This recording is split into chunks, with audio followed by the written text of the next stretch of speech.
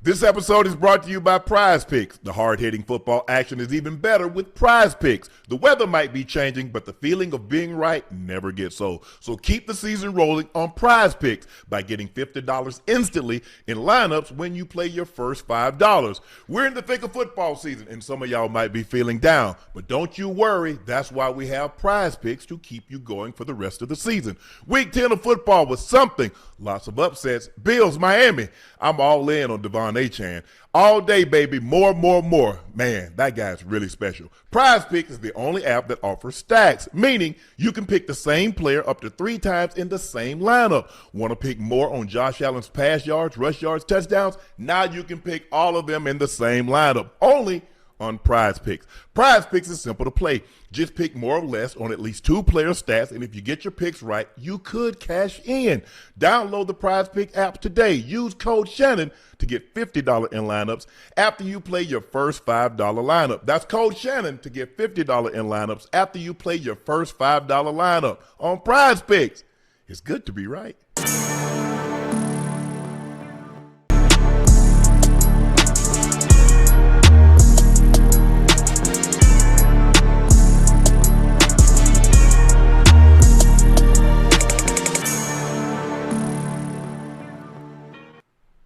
Hello, ladies and gentlemen, and thank you for joining us for another episode of Nightcap. Y'all know who I am. I'm your favorite unk, Shannon Sharpe.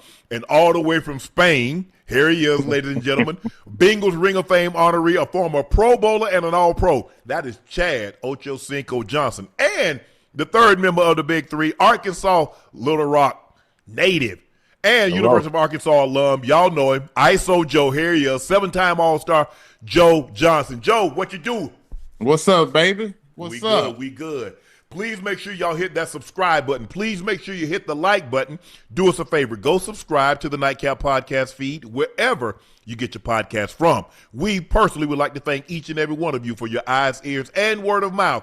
None of this happens without you. So again, thank you for your support and your continued support. Make sure you check out Shea by Laportier. Just head over to LaportierCognac.com. If you cannot find it in a state or city near you, you can order it online. We'll ship it directly to your door.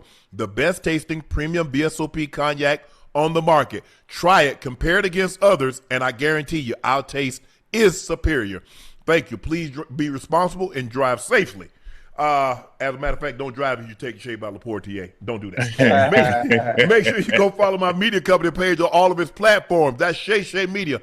And my clothing company, 84, with 84 being spelled out. That link is pinned in the chat. We got a jam-packed show for you tonight. We got Texans, all-world cornerback, Derrick Stingley Jr., and Texas A&M star receiver, KC Concepcion, joining us a bit later. But Ocho, we got first. We got new video has emerged. Wait, what happened? Daron Payne punching Amon St. Brown. Okay. And after this video, we gonna watch it? We can't show the video. Well, I'm a firm believer, guy. Y'all know who I am. Yeah. I was the strongest in what I thought Daron Payne did was absolutely wrong. Daron Payne reached out to me today on DM, and he was very, very respectful. And I'm not going to get to specifics, but basically he was saying, OG, I appreciate you. I love the way you played the game, everything that you were able to accomplish. You were great. He said, but I didn't just unload on old boy. Yeah. And he sent me the video. Mm-hmm. Since I was the strongest in my critique of Daron Payne, let me be the loudest and say, bro, I'm sorry. I'm sorry for judging you without knowing all the facts, because all I know is what was shown. Right. Amon St. Brown absolutely hit this man unprompted. They were in a little shoving back and forth, and then he got a little quick one in, Ocho. You know how we do a little thing think nobody looking. Got a quick one in. Hey, Uncle, a chicken wing. He hit him with a chicken wing. Yes. Javon Kinlaw, I owe you an apology too, because you said he did hit Daron Payne first, and I didn't believe you. So I want to apologize to you. But the biggest apology goes to Daron Payne, and I'm glad you did it, because like my grandma used to say, I might not stop you, but I damn sure break you to habit. I guarantee you, Amon St. Brown was dead ass wrong. Daron Payne, you should have. See, You don't get to do something to somebody and then talk about that was an overreaction. Right. Keep your hands to yourself. Yes, You said he told. Now this is what Amon St. Brown said Sunday and Monday before the video surfaced and say, yeah, he hit him because now he don't have a leg to stand on, Ocho and Joe. Yeah. He said, back and forth. He didn't say nothing too crazy, but he never mentioned the part that he hit Daron Payne in the face first. That never came out of his mouth. Right. Daron Payne, I'm sorry, bro. I am so sorry as a man. I'm never, and I've told you guys, y'all heard me say this on Undisputed. I'm never going to be too big to say, I'm sorry. I'm never going to be too prideful. I'm never going to be too wealthy. I'm never going to be anything where I can't say, I'm sorry, I was wrong. Daron Payne, I was wrong. Yeah. Hey, I wish you'd have knocked his ass out. Whoa. Wait. Nope. Hey, don't keep your hands. Keep your hands to yourself, Ocho. Your grandma told you that. Your mom told you that. Joe, I know you heard it because you from the Ocho. You from the South. But people don't really look at Miami like the South. Like we look at, like we look at Alabama, Tennessee, Mississippi, and Arkansas, all those states. Go ahead, Ocho. I understand. You're supposed to keep your hand to yourself. I understand. Yes. So what punishment? What punishment? Before you go, Ocho, can I ask the NFL what punishment are y'all gonna levy against Amon St. Brown? I don't know. But listen, you know the rules. And they talk about it in meetings before season starts about getting angry. They always see the second person that throws a punch. They always see the second person that shoves. Every time. So Amon Brown is playing a game within the game, understanding, well, hell on. I'm a chicken wing him, and see if I can get him in trouble real quick. And it worked. It worked, and he lost his temper. That's the game within the game. How can I get under somebody's skin to give my team an advantage? Now, it was wrong. Yes, it was wrong. It was wrong, huh? I'd be the first to say it. But it's tricks of the trade. Now you say you should have knocked him out. Now I don't think that would have happened because they would have had to jump Daron. Now we don't want that to happen. Now they want to jump. You see, you said nobody grabbed him when he slapped 5 from him. The official standing right there. Because, Ocho, here's the thing. You're absolutely right. Let's just say for the sake of argument, Joe and Ocho, the official didn't see it. But just like they replayed it and saw what Daron Payne did, I guarantee you they replayed it and saw what Amon St. Brown did. Yeah. Hey, so did they find or suspend Daron Payne? They suspended him for 1 game without pay. So now that they go back and look at the tape, what's gonna happen to Amon St. Brown? I don't know, but a fine should be levied.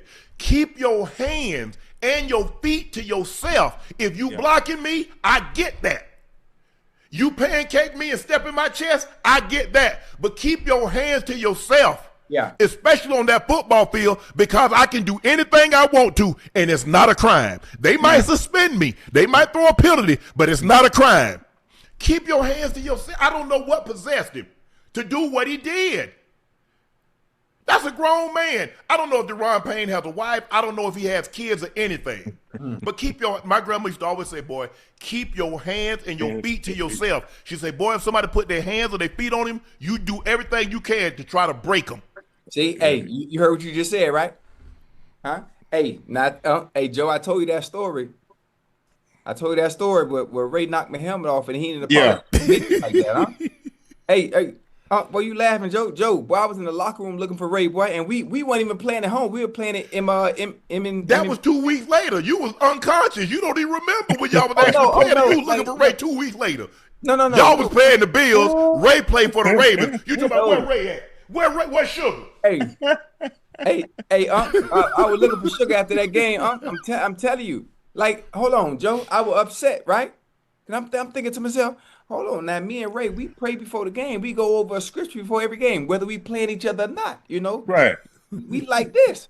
So your man, 100 grand. Yeah, we done said a prayer before the game, and we get in the game. We get in the game, and now you act like you don't know me.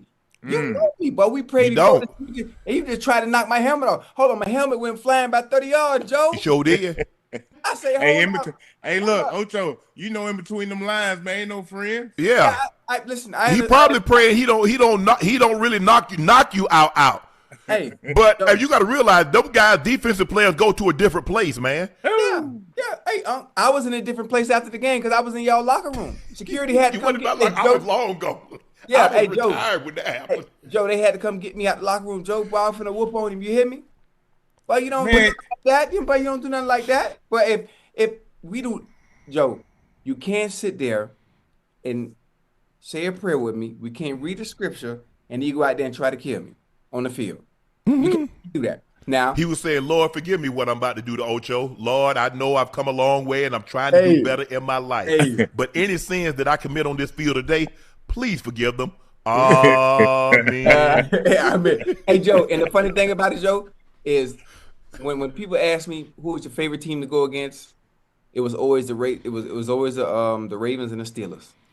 Joe, because one thing about it, I call it a 2 chin strap game, Joe. You had to bring 2 chin straps to that goddamn game, Joe. Hey, you had to get some sleep tonight for that game, then you Joe, Joe, it was hell. It was hell, and I enjoyed it because you had no choice but to raise your level of play. You had no choice but to raise your level of play, and then you got my crazy ass who talk shit during the week and give everybody bulletin board material on purpose. You know, so I mean, there was some of the joyous times for me during them days. Man, I loved it, man. I loved it. I love Ray. I mean, still to this day, man. That just being able to see and stay in contact. That's why I like social media so much. Most of the time, like, back in your days, you kind of lose touch with everybody unless you go to a certain event. Mm-hmm. You meet up. It make it so much easy, Joe, man. It just, I don't know. You can So I don't know if Daron Payne, I don't know if you're watching this, but I hope you get this. I hope you hear it for yourself. But if you don't hear it for yourself, hopefully someone close to you, a family friend or loved one, gets you this and let them and tell you Shannon Sharpe did indeed apologize. Because you were not wrong. You were wrong for getting caught. You weren't wrong for what you did. Because everybody keep their hand. We grown out here. Ain't nobody, to my knowledge, Amon St. Brown ain't got no kids. And he damn sure ain't got no kids 30, 31 years of age. Keep your hands to yourself. Treat it like the zoo. What they tell you, Ocho, when you go to the zoo? Keep your hands. Hold on. And the museum. Don't touch nothing. I tell my kids. As a matter of fact, unless you catch it a pass or block it, keep your damn hands in your pocket. Get one of the little fanny pack, muffs, and put your hand warmers and keep your hands in your pocket. You walk by. Because I'm telling you, he did right, Ocho. But see, the problem that I have is that he lied. And he had everybody believing that he did absolutely nothing until he got caught. And then, I think it was today, he's like, yeah, I kind of nudged him. It don't matter. You don't get, hold on. You step on my foot. I say, ow, I ain't even really step on your foot that hard. You don't get to tell me how hard you stepped on my foot. Right. That's my foot. Yeah. These feet made for me to walk on, not you to walk on them. Yeah.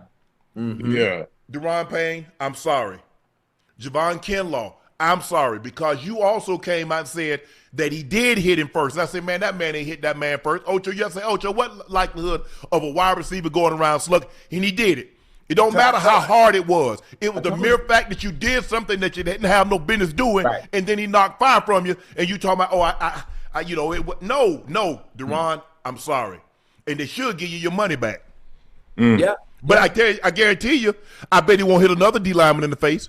What you want to bet, Ocho? I don't know.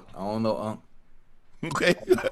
Okay. Hey, one thing about us receivers, we're the most dominant position on the field. Whether we got the ball in our hands or not.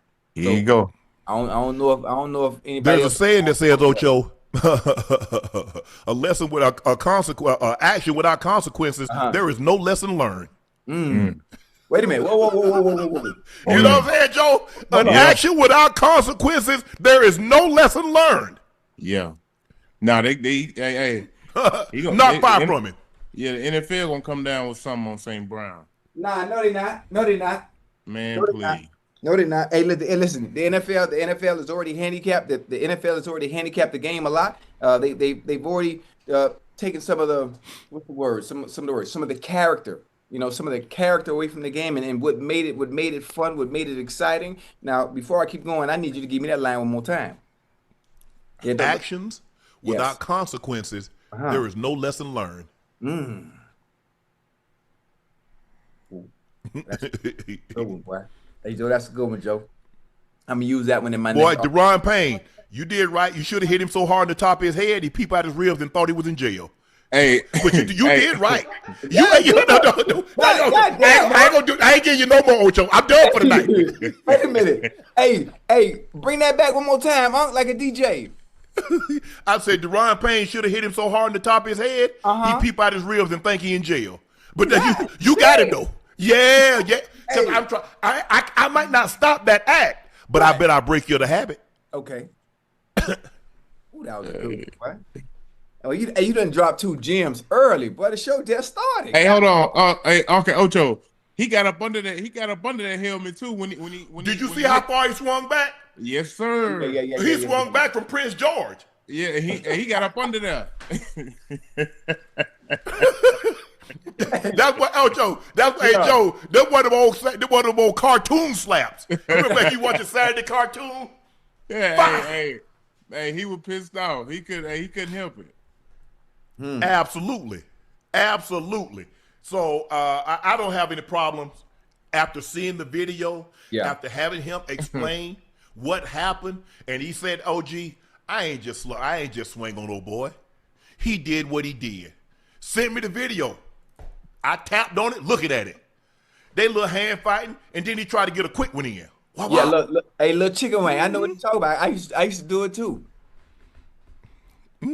Yeah. We good to go? We got a very special guest joining us. We got Texans all-world cornerback.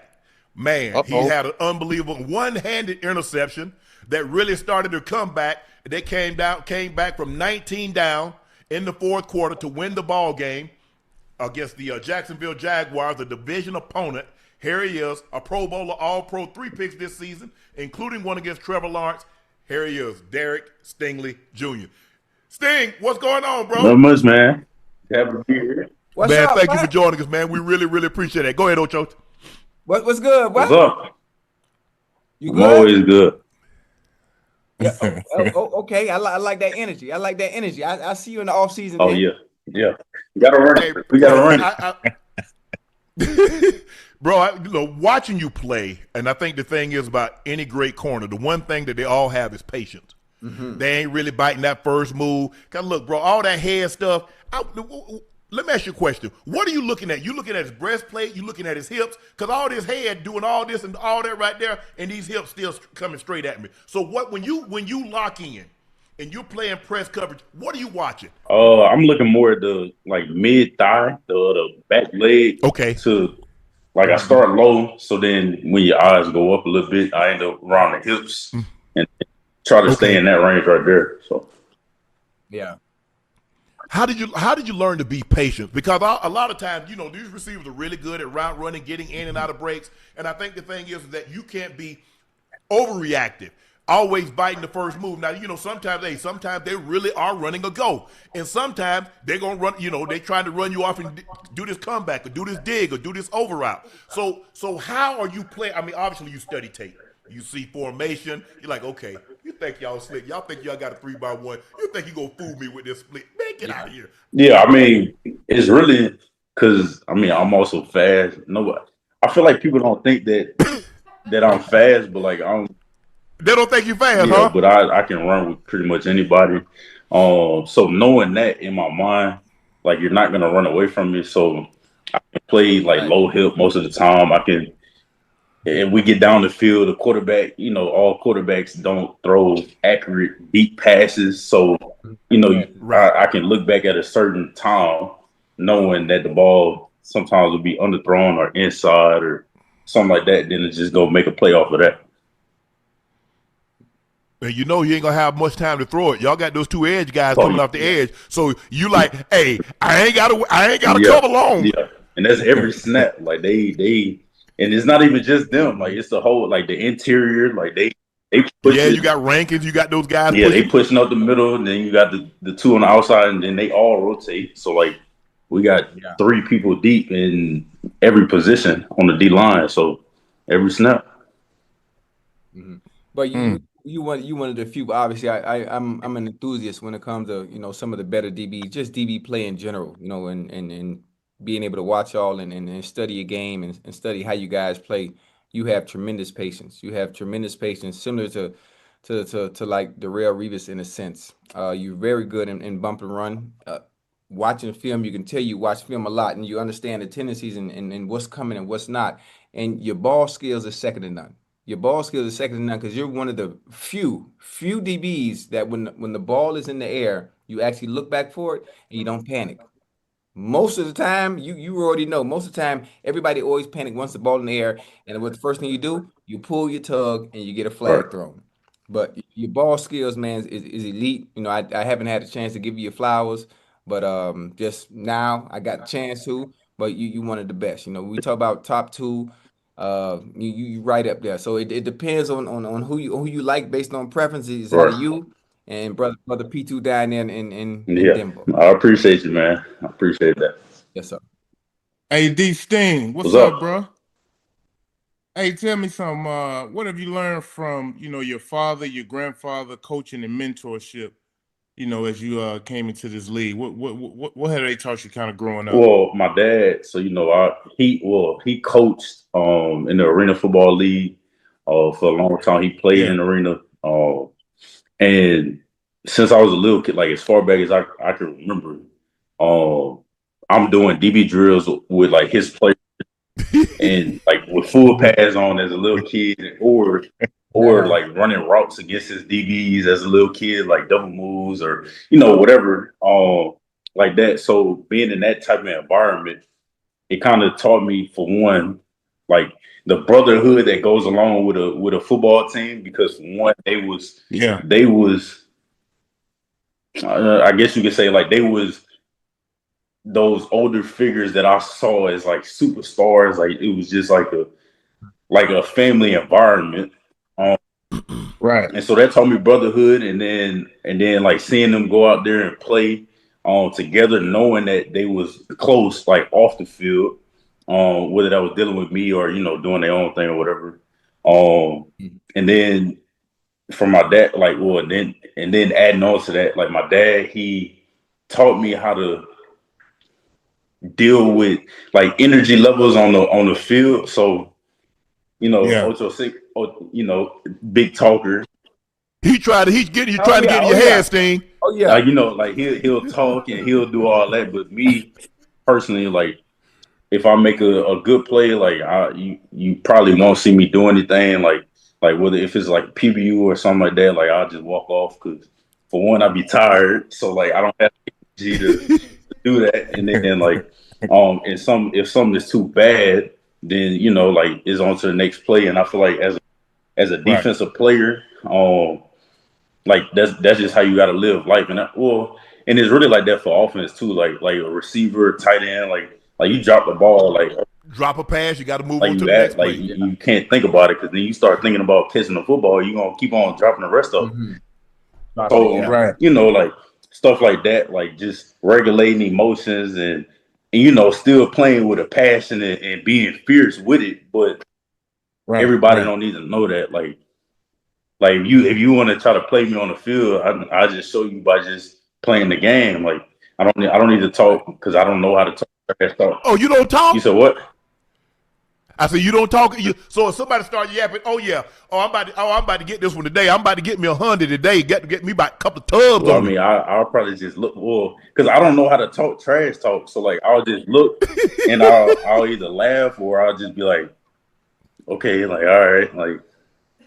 Hey, Uncle Joe, I'm gonna get it out of him. Oh yeah. Oh, hey, I'm gonna get it out of him. By just like this here, Ocho. Hey, he like, man, what you doing? So you about to smell the deodorant? Touchdown, man. That's what I'm doing. That's what I'm doing. Hey, don't worry about it. Hey, D Sting telling y'all, look, that's gonna motivate him. He ain't gotta say nothing, but he gonna be like, okay, right? Like it's a quiet confidence, bro. I already like know. It's not. It doesn't matter who it is. Like Ocho said, like I know you say that you'll be able to get me to talk on the field, but I honestly would look at you crazy, and you gonna be like, what? Like, is something wrong with him? Like why is he not talking? Nah. I'm gonna give you that work. I'm not gonna talk on the field. I'm gonna talk during the play. I'm gonna talk during the route. Like I'm different, Sting.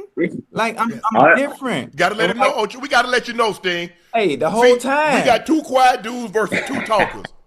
That was on Sting, you. Hey, Sting, that first down, Sting. That first down on you. First down. Hey, Sting. Hey, Unc. You know what they hit him with? Hey, every time I catch a ball, let me hit him with their own thing. Yeah. Yeah. But I don't. Hey, Ocho. That don't affect. I don't do that, so that don't affect me. No. Like, Yeah, so, you're right. That's what I'm saying. Like, you don't. My mind is like, this is a steel, like, just, I don't know, cage or whatever. Like, yeah. But I tell you what y'all do. You when you got the interception, y'all ran to the end zone. So I get me a touchdown. I'm calling on my teammates. Come on, let's go to the end zone. Let go, Ocho. Let go. Look, yeah. Hey, Sting.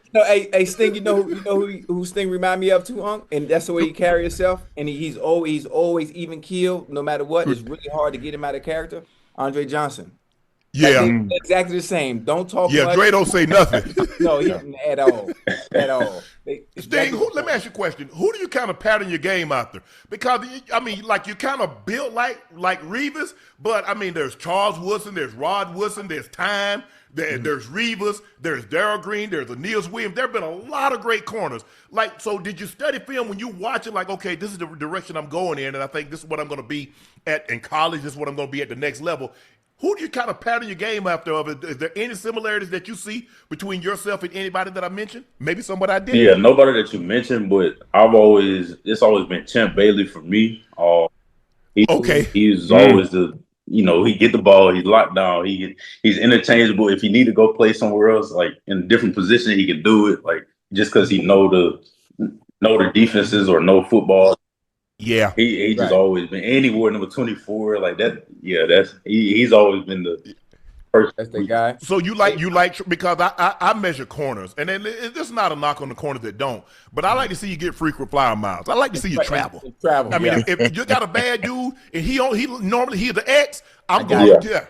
If he the Z, I'm following there. If he in the slot, I'm gonna follow him there. If he in the backfield, I'm lining up like a linebacker. Wherever you go, just know I'm gonna be there. Yeah. I mean, and that's a part of it. Like that's a mindset. Like I just want to cover the best. Like if you're allowed to do it, you're allowed to do it. If you're not allowed to do it, then the people that aren't allowed to do it, I guarantee they wish that they can do it. Like so, that's something that you can't knock somebody for.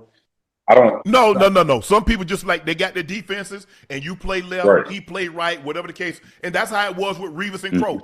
Normally, Revis and Crow, Crow stayed on one side, Revis stayed on the other side, and so wherever you went, Sherman and when they were in Seattle, he was on one side, and Brandon Browner was on the other side. So let me ask you a question. You got the big contract, and you know what comes along with big contracts.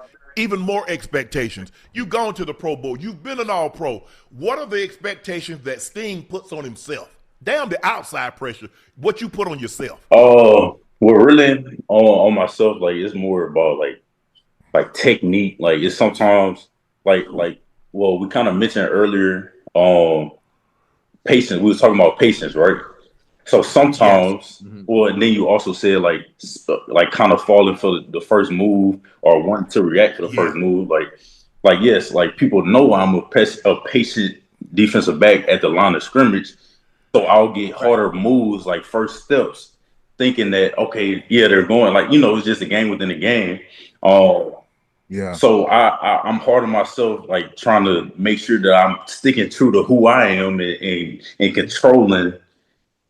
controlling the game myself, not being reactive, but like controlling the game. And then another thing is I got all the picks, the ball skills, whatever with the woo, but like I've said this before, like last year I had however many I had, like interceptions, I could have had double that. Same thing for right now. Like, I got however many I have right now, I should have double that. Like, and those are the type of things that bug me because I know my pops is sitting in the stand somewhere just like mad at me, like frowning or something, and I can feel him like just being mad at me. So, but I'm also mad too. So, like those are the main things for me because like I know how to catch a football. So like, why am I not catching the pass on this or that, or why is this person getting like an inch of separation when they're not supposed to, like like stuff like that, like normal. I mean, I feel like that's normal, like football stuff, like whatever. Thing, let me ask you this. Do you think we're going to see somebody, Dick Night Train Lane, his rookie season, he had 14 picks. I think in 1980, Lester Hayes had 13 picks. And we haven't seen anybody. We've seen a 10. We just saw Diggs had 11. Trayvon, he had 10. And we've seen a lot of 10. Champ Bailey one year had 10. But we really haven't seen somebody get that 12, 13 to really challenge that 14. We do have an extra game now. And I think Train got his. They have having 12 games, I think, if I'm not mistaken. Could have been. I think it was 12 games. Night Train? Who? Diggs? Diggs had 11. Do you think we'll see somebody ever get 15 picks in a season? 15? I mean, you could. You got to break the record. Let's say, what's his name? Some Hall. He played for Washington for. D'Angelo? Yeah. He had 4 in one game. So I feel like if somebody, or this was either last year or 2 years ago, Darius Slay going against Justin Jefferson, and I think he had 2 I think he had 2, but he could have had 6 that game. So those type of games where you just catch all the ones you're supposed to catch. Yeah, you got to catch all the balls. And then just play your normal game. You get one every now and then or whatever. Then I think it's possible. But if you don't. I think it's going to probably come from a safety, somebody that's roaming. Yeah. But you're right, because normally they target it. But once he start catching them, they start going away from him. Yeah, but you covering the best receiver, they got to throw him the ball. They're going to feed him now.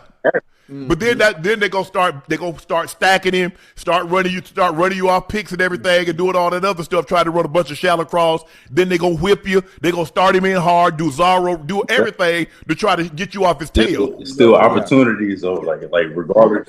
They gonna be there regardless of whether they try to hide the receiver or not. If you're on them, you own them. So that's your opportunity right there. Now, look, we know there only takes 7 teams to the playoffs. Right now, you guys are 4 and 5, and you're third in your own. You're third in your own division. You lost a couple of games that you're looking at. I mean, I'm sure when you went back and watched the film, that team shouldn't have beat us. That team should not have beat us. What are you guys going to do? You're 4 and 5 with 8 games to play. What do you guys need to do to position yourselves to make sure if you're not challenging for the division, you get one of those remaining 3 playoff spots? Well, I mean, going into every week, you wash away the week before, and you don't look past the week that you're on.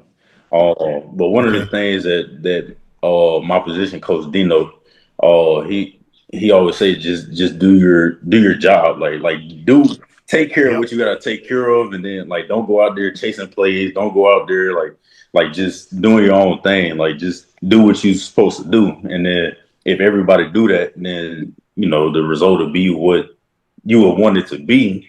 So I think everybody just got to do that. So and that's with every sport. That's with every job. That's with life. That's with everything. Just do what you're supposed to do, and then the results should come.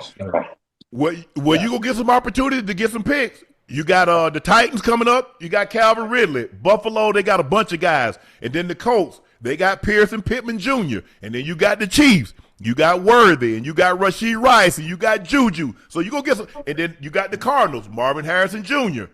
The Chargers got what they got. So you got some opportunities. So I'm expecting we have this conversation again in about 8 weeks. I'm gonna be looking okay, Sting. I mean, last I talked to you, had 3. Now I need to see about 6 or 7. We talk again. Easy. Yeah. Yeah. I mean, it is what it is. I don't know. It is what I need. I need 6. I need 6 or 7. I mean, hey, these things, stay locked in. Don't let them try to have you out here trying to jump on everything. Way, bro. Yeah, stay locked in, bro. Hey, Sting, I got one more question. I got one more question. A lot of times, especially when a player is active, they're in their prime, they're playing extremely well, and they play DB. They never get opportunity to give receivers their flowers or receivers that really, not saying beat them, but where you got to really be on your A game. You got to dot your I's and cross your T's when you're playing against a certain person that really have you out there thinking, you got to bring your A game. Is there anybody that comes to mind for you since you've been in the league where you just know, okay, when I'm playing so-and-so, I got to be on. Well, yeah, since I've been in, it's Actually, it's a lot of people because we're in the NFL, like everybody's. Right. But I've always said Garrett Wilson with the Jets, like I remember the first time I went against him, we was at some high school camp. Well, it was an opening or something like that. Ryan Clark was actually my coach. Garrett, he ran like a slant route or whatever with the move, and I'm playing like a deep third or something, and the ball is thrown so high. And I'm like 20 yards behind, or like 15, 20 yards behind him.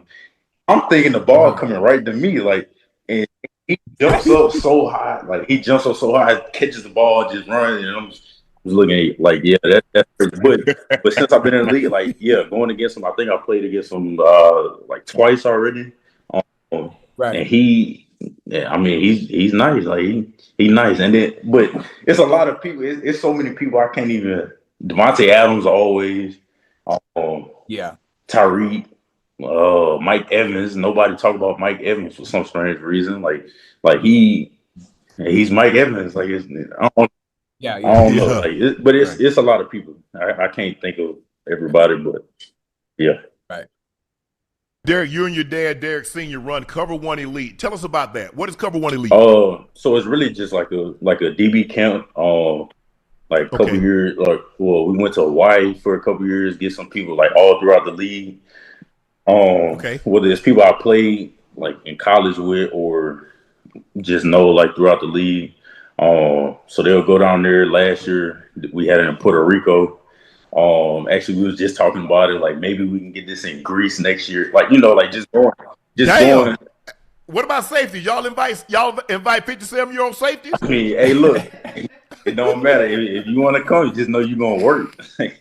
But man, damn, y'all working on a granddad? Sting, damn, I'm a granddad. It don't matter if you want to come. You gonna have to work. Like it ain't like you ain't getting no free trip. Like, come on. Right. Damn, I thought I was gonna be able to go to Mykonos or Santorini. Get some olive oil, Ocho, some cheese. Damn, you got work. Look, you can work. All right. So the way it's set up is we normally go out there for like I think it's like 5 days or something, or 6 days. The first day travel day, next day work day, then you're off the next day, then you got another work day, then you're off the next. So you can do whatever. Okay. Okay. Yeah, you can do your business is your business. And then I ain't really no cover safety though, Sting. Sting, they call me graveyard. Cause when I leave the field, the body's everywhere. So you know what I'm saying? All I want you to do is funnel it to me. Hey, Sting, just funnel it to me. Don't even worry about that slant. I got it's that. All good. I got that slant. We got safety, we got line. I'll put that soup bone on the we bring like 4 linebackers or 2 to 4 linebackers, safeties, like it's everybody. So come on. I like that. That's what's up. Then you got look. You was on that 2019 national championship team. That great team, probably the greatest team, one of the greatest teams ever assembled in college. Arguably one of the greatest. You can make a case it's the greatest offensive team. But what you guys were able to do, Joe Burrow was the quarterback, and Jetta and Chase and Marshall and Thad Moss and Clyde Edwards-Helaire and all those great offensive linemen, the DBs like yourself. They fired Brian Kelly. How do you guys get back to something similar to that, where LSU, that alums and everybody in boosters are proud to show up to Death Valley and know we cutting somebody's ass tonight?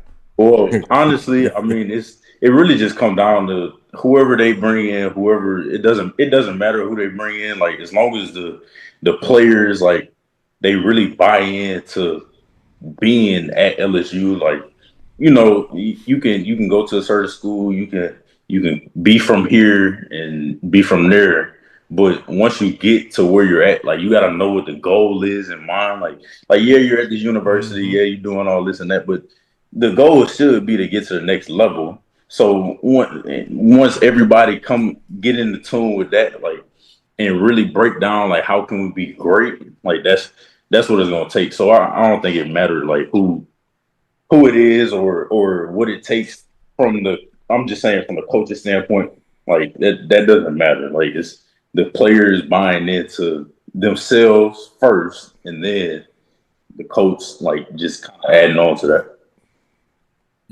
Because you got great facilities, tremendous fan base. Stadium is electric. Death Valley at night. There's nothing like playing in Death Valley at night. Man, that's Derrick Stingley Jr., the great all-pro cornerback from the Houston, Texas.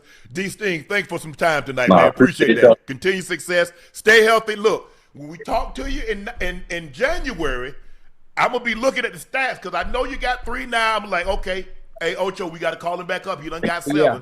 Oh, yeah. No, I appreciate y'all, though, man. We gonna appreciate you, man. Congratulations on all the success. Continued success. We'll see you down the road, bro. All right, bro. All right, bro. Derrick Stingley Jr., ladies and gentlemen.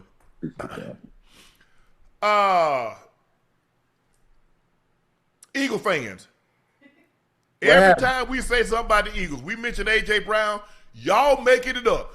You just want clicks. Ocho, you need to push back against A.J. Brown again expressed his unhappiness with the Eagles, this time while live streaming playing Madden. Yeah. Ocho? Yeah. Hold on. He made his rounds today on social media. A.J. Brown doubled down. We normally don't show a full 2 minutes of videos, but here we are. It's not just solely about my situation. I mean, guys, like, obviously I want to win too, you know, and I think if we're really focusing on winning and doing our job, like, we can't just keep slapping the Band-Aid over the defense doing their job and getting us out of trouble. At what point are we going to pick up our slack as an offense that we're so great, you know? And that's what I'm getting at. It's not about we're not winning or I don't care about winning. All I care about is stats. No, it's been week after week sometimes we're not contributing. We're not doing our job on offense. So you can't just keep slapping the Band-Aid over that and you expect to win late in the year and you think you're going to go to it at the end of the year. It's not going to happen. I'm sorry. It's not going to happen. It's not going to happen. You know, and last year, what it was, thank you for the ring, but it's a new season.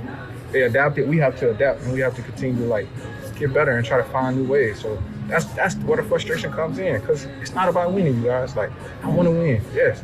I want to help contribute as well, do our thing on offense as well. I think that's fair. Sorry. Go ahead. Do you feel like you're misunderstood in that? I don't care if I'm misunderstood. Like, I stand up in front of it and fall on that sword over and over again. Like, it's about doing what we're supposed to be doing on offense. And if we are really in this business for trying to get better, we got to do what we got to do. And not just say, oh, it's about wins. So like, as long as we got the win, it's cool. No, that ain't what no, you cannot do that. Not in this league. We got to continue to get better. We got to do what we have to do on offense to help the defense, to help the special team. Because after the game, I said all the right answers. I still made a story. Right. You know, in that moment where I'm just talking to my friend, having fun with my friend, I'm not apologizing for that. Like I said, because if you have eyes, you can see that. And so, like, it's not that I was throwing anybody on the bus. I'm literally trying to laugh through this shit. Yeah. This shit is tough. Like, but I'm trying to make fun of the situation and to try to get through it. So, I mean, you know, it is what it is, man. Hey, Eagle fans. Hey. Now, as loud as you was talking about, all you try to do is get clicks. All you try to do is get likes. Ocho not pushing back. Eagle fans, at any point in time, y'all want to jump in the chat and say, we were wrong? Because the man told you himself. Hey. Now, I want to know one thing. Y'all still believe we going to be there next year? No. Hey, listen. I said it a long time ago. Now, there is no pushback, but I understand exactly how A.J. Brown feels. You look at him, yes. You look at his body language. He's upset. He's very upset. And I like what he said. I like one of the key words he said. We have to adapt. We have to evolve. Yes. Like the wins is one thing, but thank you for the ring. But in order for us to get back, everybody's caught on to us. There's film out there. There's film out there. There's a reason why they don't look the same offensively, but they are getting the win. They're getting the wins. But for us to continue to have that success, we're going to have to evolve as an offense. We're going to have to adapt to the fact that teams know what to look for. We're the Super Bowl champs, and they're playing us a little different now. They're playing us a little different. So we have to evolve as an offense, and it just hasn't happened. And it's probably going to bite you. It's probably going to bite you in the ass on the back end. Not right now. Not right now, because you're squeezing wins out. But when it gets to the playoffs, when you're playing better teams, it's gonna be different. When they're not allowing Saquon Barkley to run, what do you have to do? Jalen Hurts is very capable. He's very capable of being able to throw the ball. You know, so I mean, I understand his frustrations, and it's coming to a head, It's coming to it. It's like having hey Joe, it's like having a pimple. That thing ready to pop. Hey, look, Uncle Ocho, y'all know it's different, man, when you got that bullseye on your back, bro. Yeah. You know what I mean? Hey, look, you getting everybody's best game. You know what I mean? So they not playing when they come in there and play Philly, bro. I'm talking about everybody that dotted their I's and crossed their T's. They know everything that's gonna happen. They're not gonna be playing with you, so you're gonna get everybody's best game, and that's the hardest thing. So I understand what he's saying, but he definitely got to know that, man, they got the biggest target on their back. They the champs, bro. This what comes with it. You're the measuring stick. Yeah. Because you go to everybody. Guess what? No matter where you play, home or away, you're the Super Bowl champs. Yeah. So what is everybody saying, Ocho? They're measuring themselves to you. What they do against you. Yeah. Yeah. So they beat you. What are they saying? See, I told you. That is the defending Super Bowl champs. Look at all those great players, and we kicked their ass today. There's no reason there's not a team in this league that we can't beat when we lock in, when we focus, and we play our type of game. Yeah. AJ's absolutely right. I'm not saying AJ is wrong. My thing is that, and Nick Siriani says, well, I'm kind of getting tired of talking about it. And he is. It's not going away until the offense starts to look better and AJ Brown is involved.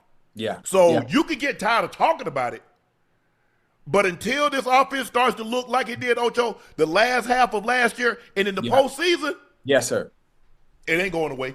And you know the one thing about it is things might change. They might change for the good, or they might change for the bad. I mean, the fact that someone's bringing it to their attention, because we can all see it from the outside looking in. We can see it from looking in, and we're not really saying anything, and we're looking at AJ Brown crazy because they're winning the games.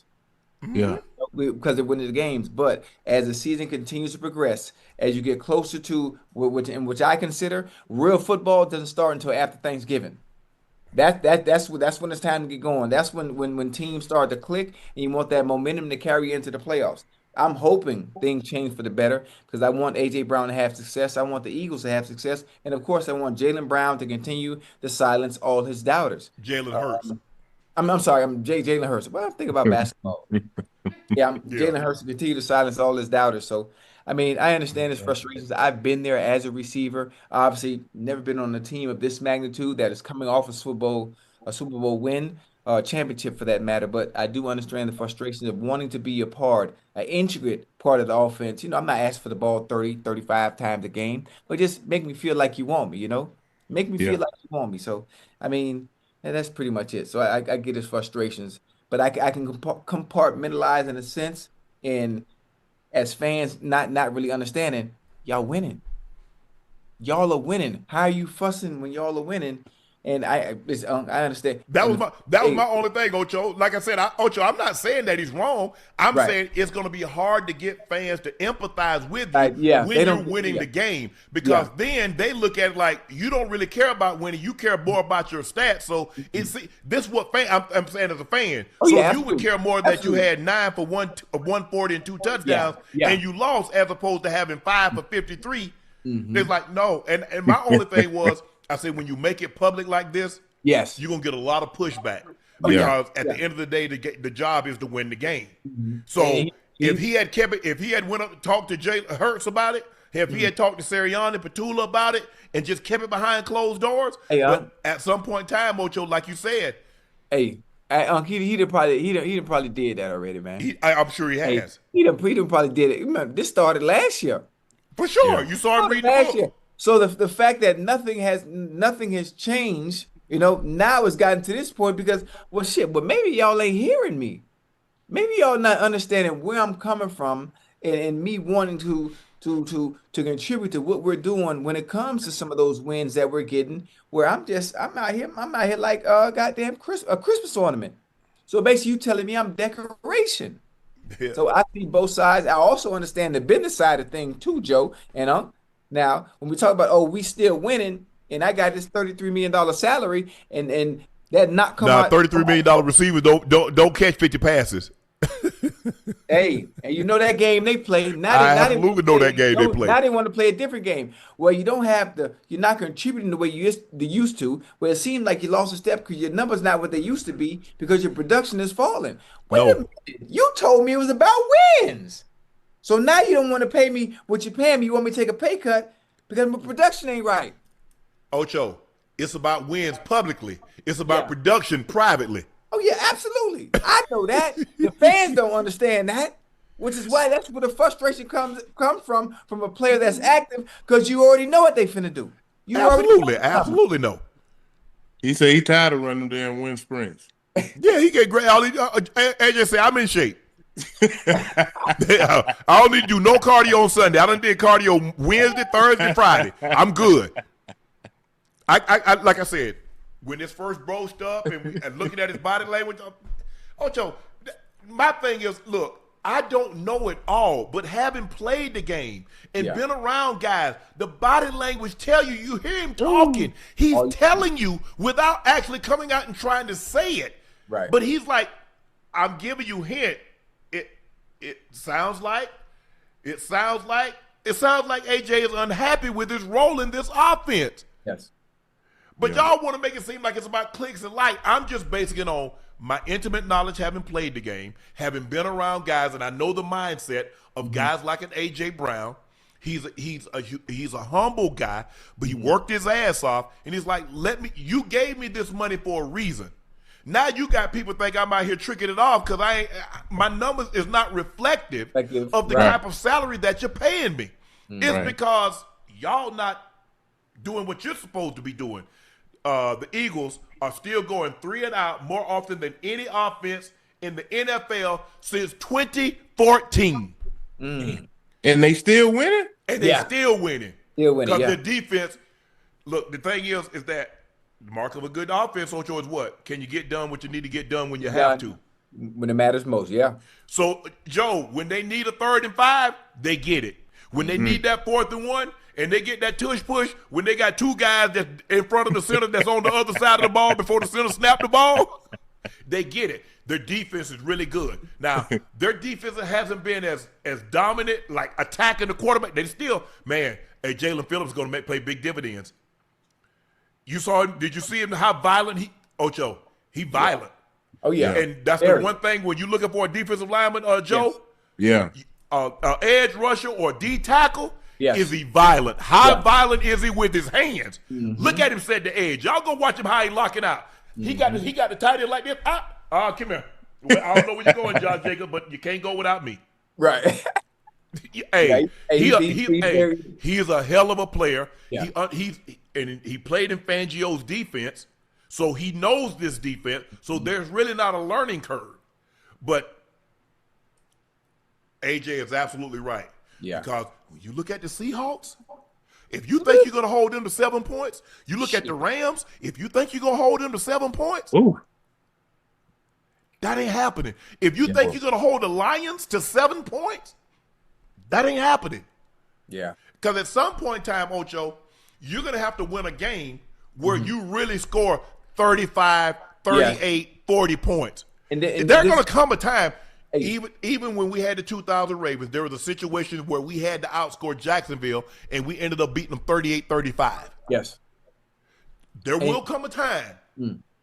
Defense is doing outstanding. Yeah. But AJ, and my only thing is, and I said this when it first happened, OJ, I said, man, Ocho, I wish he could have kept this private because it's going to look like he cared more about production than wins. Man, and everybody wins the game. Well, okay. Because I'm going to come in here when y'all tell me when I ain't got my 55 passes for 700 yards, I'm going to say, hey, but we won. Yeah. I was walking my ass off for Saquon. Yeah. That ain't going to work. And y'all going to look at me crazy.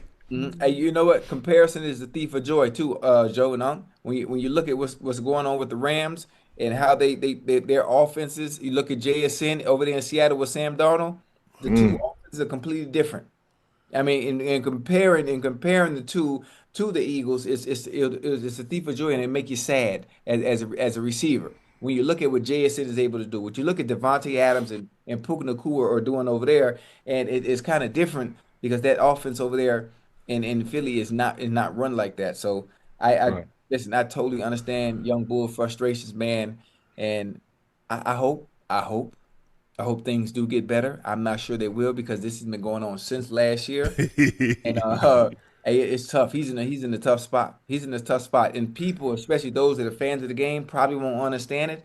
As a former player, as a former receiver, as a former elite receiver, just not know anybody. I definitely understand where he's coming from. I do. Yeah. I do. I agree. Can I ask you a question, Ocho? Yes, sir. You and Joe? What's that? If you making your money in stocks and bonds, you making millions and millions in stocks and bonds, it's gonna get hard. It's gonna be hard for somebody to get you to invest in real estate. The Eagles say we winning and winning. How we deviate and all of a sudden try to force feed you the ball. Right. Because we're having success. Now, if they're not having success, it's easy. The fans are also going to be on AJ's side. Yes, but sir. because they're winning, it's hard to get fans to come on your side, Joe, when you're winning and you're not getting the numbers that correlates with that winning. Yeah. Fans like, hey, bro, we 7-2. Hell, all that damn crying. Ain't nobody care nothing about that. Yeah. Hey, listen. Yeah, y'all bro. say this been going on since last year. I bet he. Oh, yeah. I bet he held it in as long as he could. Yeah, that's why. Well, he reading books on the sideline. Why you think read a book on the sideline? I'm trying to find things to distract me. I'm trying to find and do things in game that are going to distract me from the fact that I'm not being productive. Because if I don't read this book, I'm going to pour out all this Gatorade on the sideline. Ain't nobody going to have an inch to drink. Yeah. Hey, my baby watching. Hey, Kennedy, I love you. I love you. You should be in bed. I think there's school tomorrow, if I'm not mistaken. But I love you, and thank you for supporting Daddy. What up, twin? This is crazy. I can't believe they're going 3-and-out more than any offense since 2014, and they're 7-2. Yeah, the defense. That's the mark of a really, really good football team. Yeah, they getting it done. Yes. Do y'all think about Ocho? They're 7-2, and they're going out at a high clip of 3-and-outs than any offense since 2014. Yeah. You do realize that we saw about 5 or 6 years of the Jets offense, and they're worse than the Jets. Yeah. Man. Ocho! That's funny how that work, huh? They worse than your Bengals. They ended up getting Joe Burrow. Whoa. Ocho, your Bengals got Joe Burrow. No need to throw that in there. There was no need. But I had to give, Ocho, we like to do context and perspective. Mm-hmm. Because optics, it matters. Yeah, you're right. And for them to have the level of success that they're having with the amount of 3-and-outs, but like I said, the mark of any great unit, can you get done what you need to get done when you absolutely got to have it? When they need to convert a third down, they get it. They had 3rd and 12, boom, picked it up. They had 3rd and 9, picked it up. 4th and 1, they get the tush push, they pick it up. And you know what else too? It comes down to the quarterback too. The quarterback is a phenomenal decision maker. He does not put the effing ball in harm's way. You can't. He don't put the ball. He decision making is phenomenal. If I gotta check it down, I'm gonna check it down. If it ain't open, I ain't throwing it. I don't care who mad. I don't care who get upset. I'm not having no turnovers. I'm not putting my team behind the 8 ball. You can't. When you go 3-and-out, the last thing, when you have the rate of 3-and-outs that they have, the last thing you do, Ocho, is turn the football over. Oh, yeah. That's a recipe, a great grandma's recipe to get your ass to it. All right, we got a very special guest joining us. Texas A&M wide receiver KC Concepcion, 40 receptions, 629 yards, 8 TDs on the season. KC, how you doing, What's good, my guy, man? How you doing? KC, Man, I'm doing what's up, amazing, man. Hey, let me hold some of that NIL, bro. I got you. So coming into the season, KC, what was the team goals? What did you guys want to accomplish? There's 12 teams in the playoffs, the SEC title. So when Coach Elko came up there and you guys assembled together, what were some of the goals that he wanted you guys to get done this year? He wanted us to be in Atlanta, he wanted us to be there for the SEC championship, and then eventually in Miami. So, thus so far so good. You just went down to Miami, thumped them. You got South Carolina at home, you got Sanford at home, and everything that you possibly hope for probably going to come down to you and Texas on ABC at Darrell Royal Stadium. But you can't think about that. You're thinking about South Carolina now. What do you guys need to do? Because you guys have played extremely well. Your quarterback is probably going to be in New York as one of the guys for the Heisman Trophy. Marcel Reed is playing unbelievable. What is the connection with you guys? Because, hey, bro, you doing it. You doing your thing. You got 40 catches, but you got 8 touchdowns. So once every 5 times you touch the ball, you house it. Yes, sir. Most definitely. Yes, sir. Getting to it. Got to, man. Got. So let me ask you this. As I mentioned, your quarterback, Marcel Reed. He's a guy known as a more of a running quarterback, but his ability this year to throw the football, because you guys run it, but he's dropping dimes to you and the other receivers. What have you seen in the growth and the maturation of him? Yes, sir. So coming in, we all heard that he wasn't a passer. He wasn't a passer. And then, upon my official visit here, I had came to see him throw, and I'm like, dang, like he can actually throw the ball, but they were just letting us know that they need some more weapons, inside the offense that can create these big plays for them. So that's all we needed. Hey, what has it been like for you as far as the season's going so far? Obviously, as a receiver, before every season, we set long-term, short-term goals. We set long-term goals as well. Have you met those goals yet, and your expectations that you set out for yourself before the season started? Yes, sir, most definitely. I came here to to win a championship. Of course, we always got our personal goals. But it's about the team first. Yes. I came here, to win a championship, and whatever they need me to do that, I'm gonna get it done. So let's do it. I like KC, you kind of remind me of myself. Because when I was growing up, when I got anxious, I sped up my talk and I would have a speech impediment. I talk with a lisp. I get anxious, and my grandfather would say, "Slow it down, son. You don't have to be in a hurry to speak." How have you been able to like embrace who you are? Like, okay, this is who I am. Because if you take ownership of your vulnerabilities and your insecurities, no one can make you feel inferior about them. So how have you been able to embrace who you are? This is a part of who you are. But as you go toward the next level, you're going to have to get better and better, and I'm sure you will. If that's something that you're working on. Yes, sir. So I've been stuttering all my life.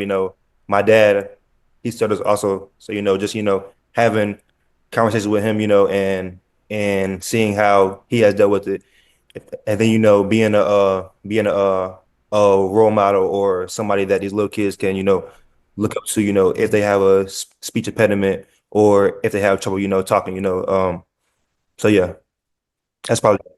Do you get anxious when you have to speak publicly, or you speak in front of a crowd, or you talk in front of the team? Do you get anxious? You're like, don't call on me. No, I don't want to give them no pregame speech. I don't want to give them no pep talk. I just want to go out here and do my job. I just want to go out there and play, man. You feel me? Like I like talk like here and there. You feel me? But it's not like no big old speeches and nothing.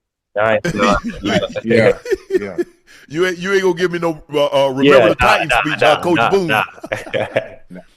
Also, if I'm not mistaken, correct me if I'm wrong, you love to cook, and you cook a lot for your teammates. So what's your signature dish? All right, so I'll probably have the guys come over, right? I'll probably make some salmon on the Blackstone, probably make chicken breast on the Blackstone, make yams, mac and cheese, probably a little rice. Hey, yo, come on, man. For me. Yeah. Hey, boy, I'm a cook too. I went to school for that. Yeah, I went to culinary art school for about 2 years before, and I got kicked out. I was stealing shit, bro. I ain't gonna lie to you. Yeah, but I cook too. I throw down, yeah. I throw down For sure. Though. So I've been cooking. Go ahead. I've been cooking, all my life. I grew up watching my father, my mom, and my auntie, Paula, cook, and then I just watch them, and then as I have gotten older, I'm on my own now, so I got to make my own meals now. So you be pocketing that stipend. You be pocketing your money that you supposed to be spending on food and cooking for yourself. Yeah. Hey, but listen, this is a good thing. This is what a lot of people watching, especially for us fellas, man. That's a great tool. That's a great tool to have in your toolbox to be able to cook. Not just for yourself, but you married? Nah. Oh, You got a lady though. You see how he paused that? He said, "Nah, I ain't mad, but I got somebody." Okay. But that's a great. So tool. That's a great Ocho, tool to have. for Valentine's Day, what you cook for your lady? Valentine's Day, what I'm gonna probably cook. Yeah. Give us a good one. Hey, hold on. Let me write this down before you go. Valentine's Day, you know, all right, look. I'm gonna try a little mashed potatoes, you know, with the little steak bites, you know, with the Steak bites. Boy, cutting up. Okay.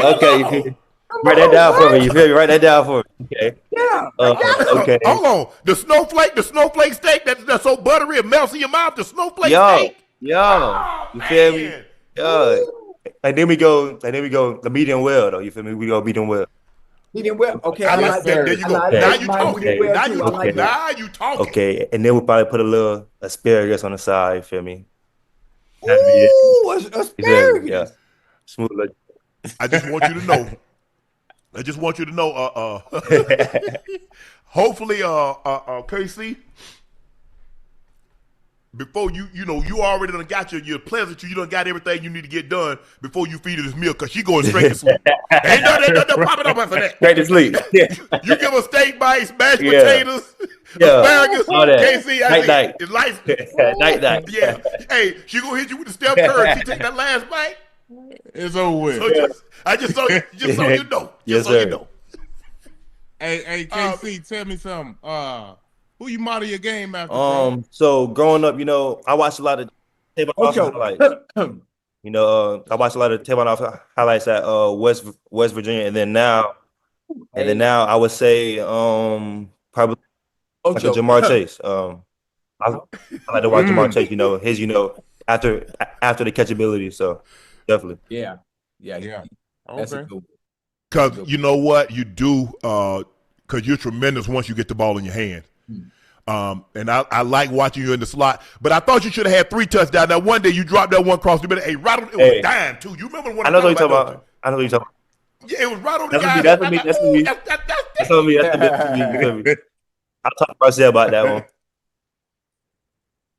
So what was your personal goals coming into this season? So coming into the season, you know, I just wanted to, you know, bounce back, you know, from my sophomore year, you know, and just let the world know, you know, that I'm one of the best players in college football. Absolutely. Hey, you gotta do me one Yes, sir. favor though. You gotta talk a little bit more shit. You got to let them know this me. I'm here. I've arrived. I'm him. You know, and if you don't want to do it, I'll do it for you. It ain't no problem. Say less. I got you. Bet. Say less. Yes, sir. Yeah. I'll see you this Saturday.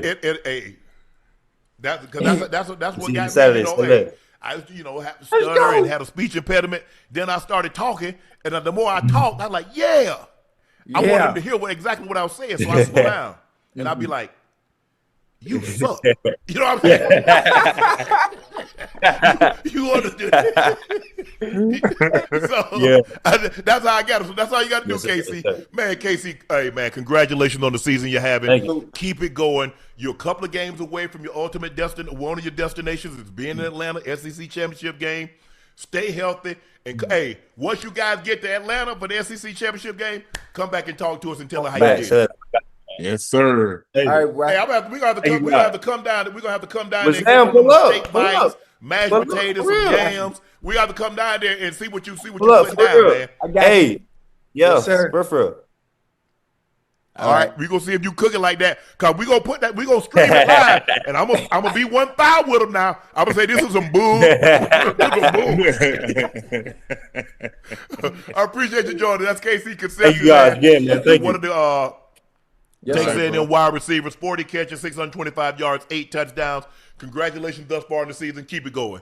Yeah. Hey, you know what's funny, Unc? It's so funny when you talk about the speech impediment thing. It's like I don't think I have a speech impediment thing. I think I have a problem. Is I get anxious like when we talking. You notice how fast I start talking. You have a cursing thing. Yeah. Me? Yeah. No, it ain't talking about me. You're you. Right. I don't think cursing is the issue. I don't think is that Is there a word for that? If you curse a lot when you Yeah, but I tell you off the camera. okay. But I do have a hey, I start talking fast, and then you know what I do? Yeah, I don't know if you notice it. I say the same thing twice before I even start the sentence. Mm-hmm. Like I don't know. It's weird. That's like I get all anxious. Yeah. Ocho, you What's guys up? gonna finally get a start. Giants interim head coach Mike Kafka revealed that Jameis Winston, Hey, not Russell Wilson, will start as quarterback in Week 11 against the Packers with Jackson Dart on the sideline.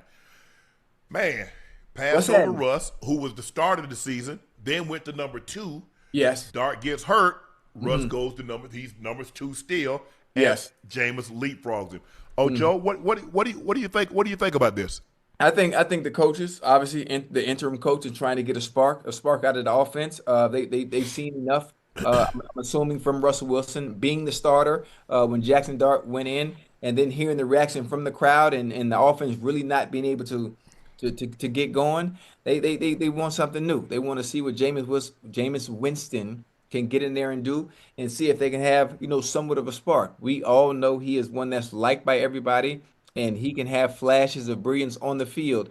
The only thing with Jameis Winston, all we need is a little consistency.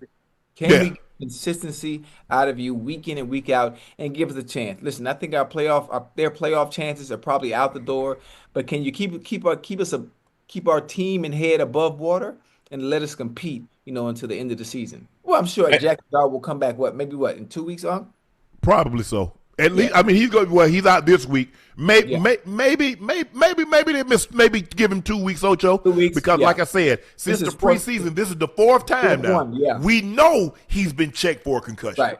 Yeah. Go ahead, Joe. So this is Jameson's first time getting action during the season. This is Jameis' first time starting for the Giants.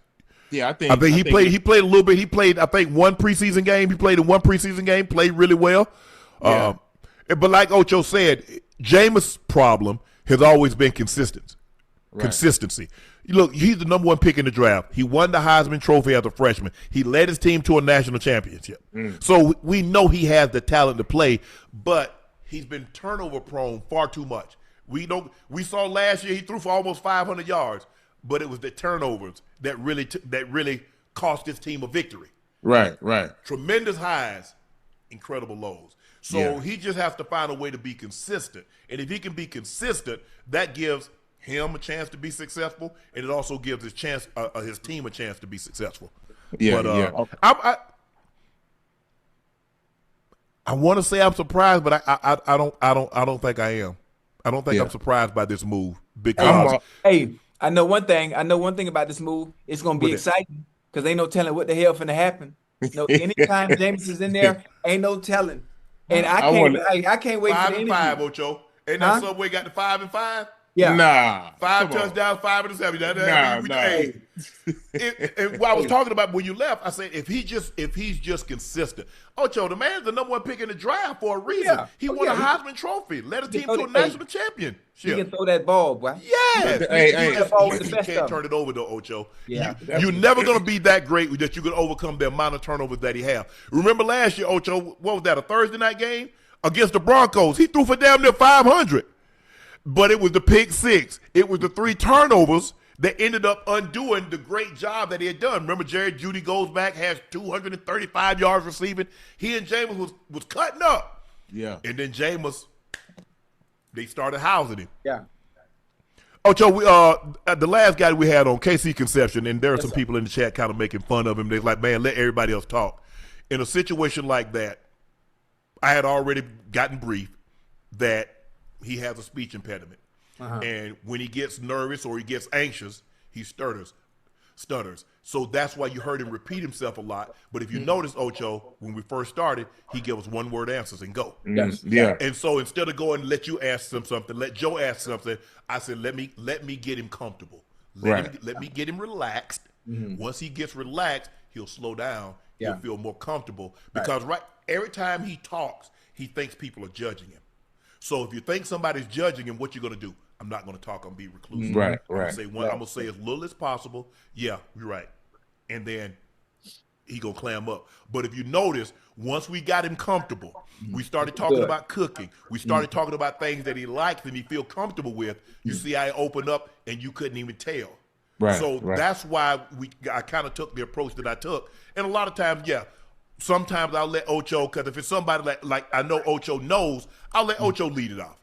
But in this situation, I just felt instead of going back ping pong, tennis and ping pong back and forth, I just felt, let me start it. Let me get him comfortable. Somebody that had a speech impediment, still talks with a lisp, have a heavy colloquial Southern dialect.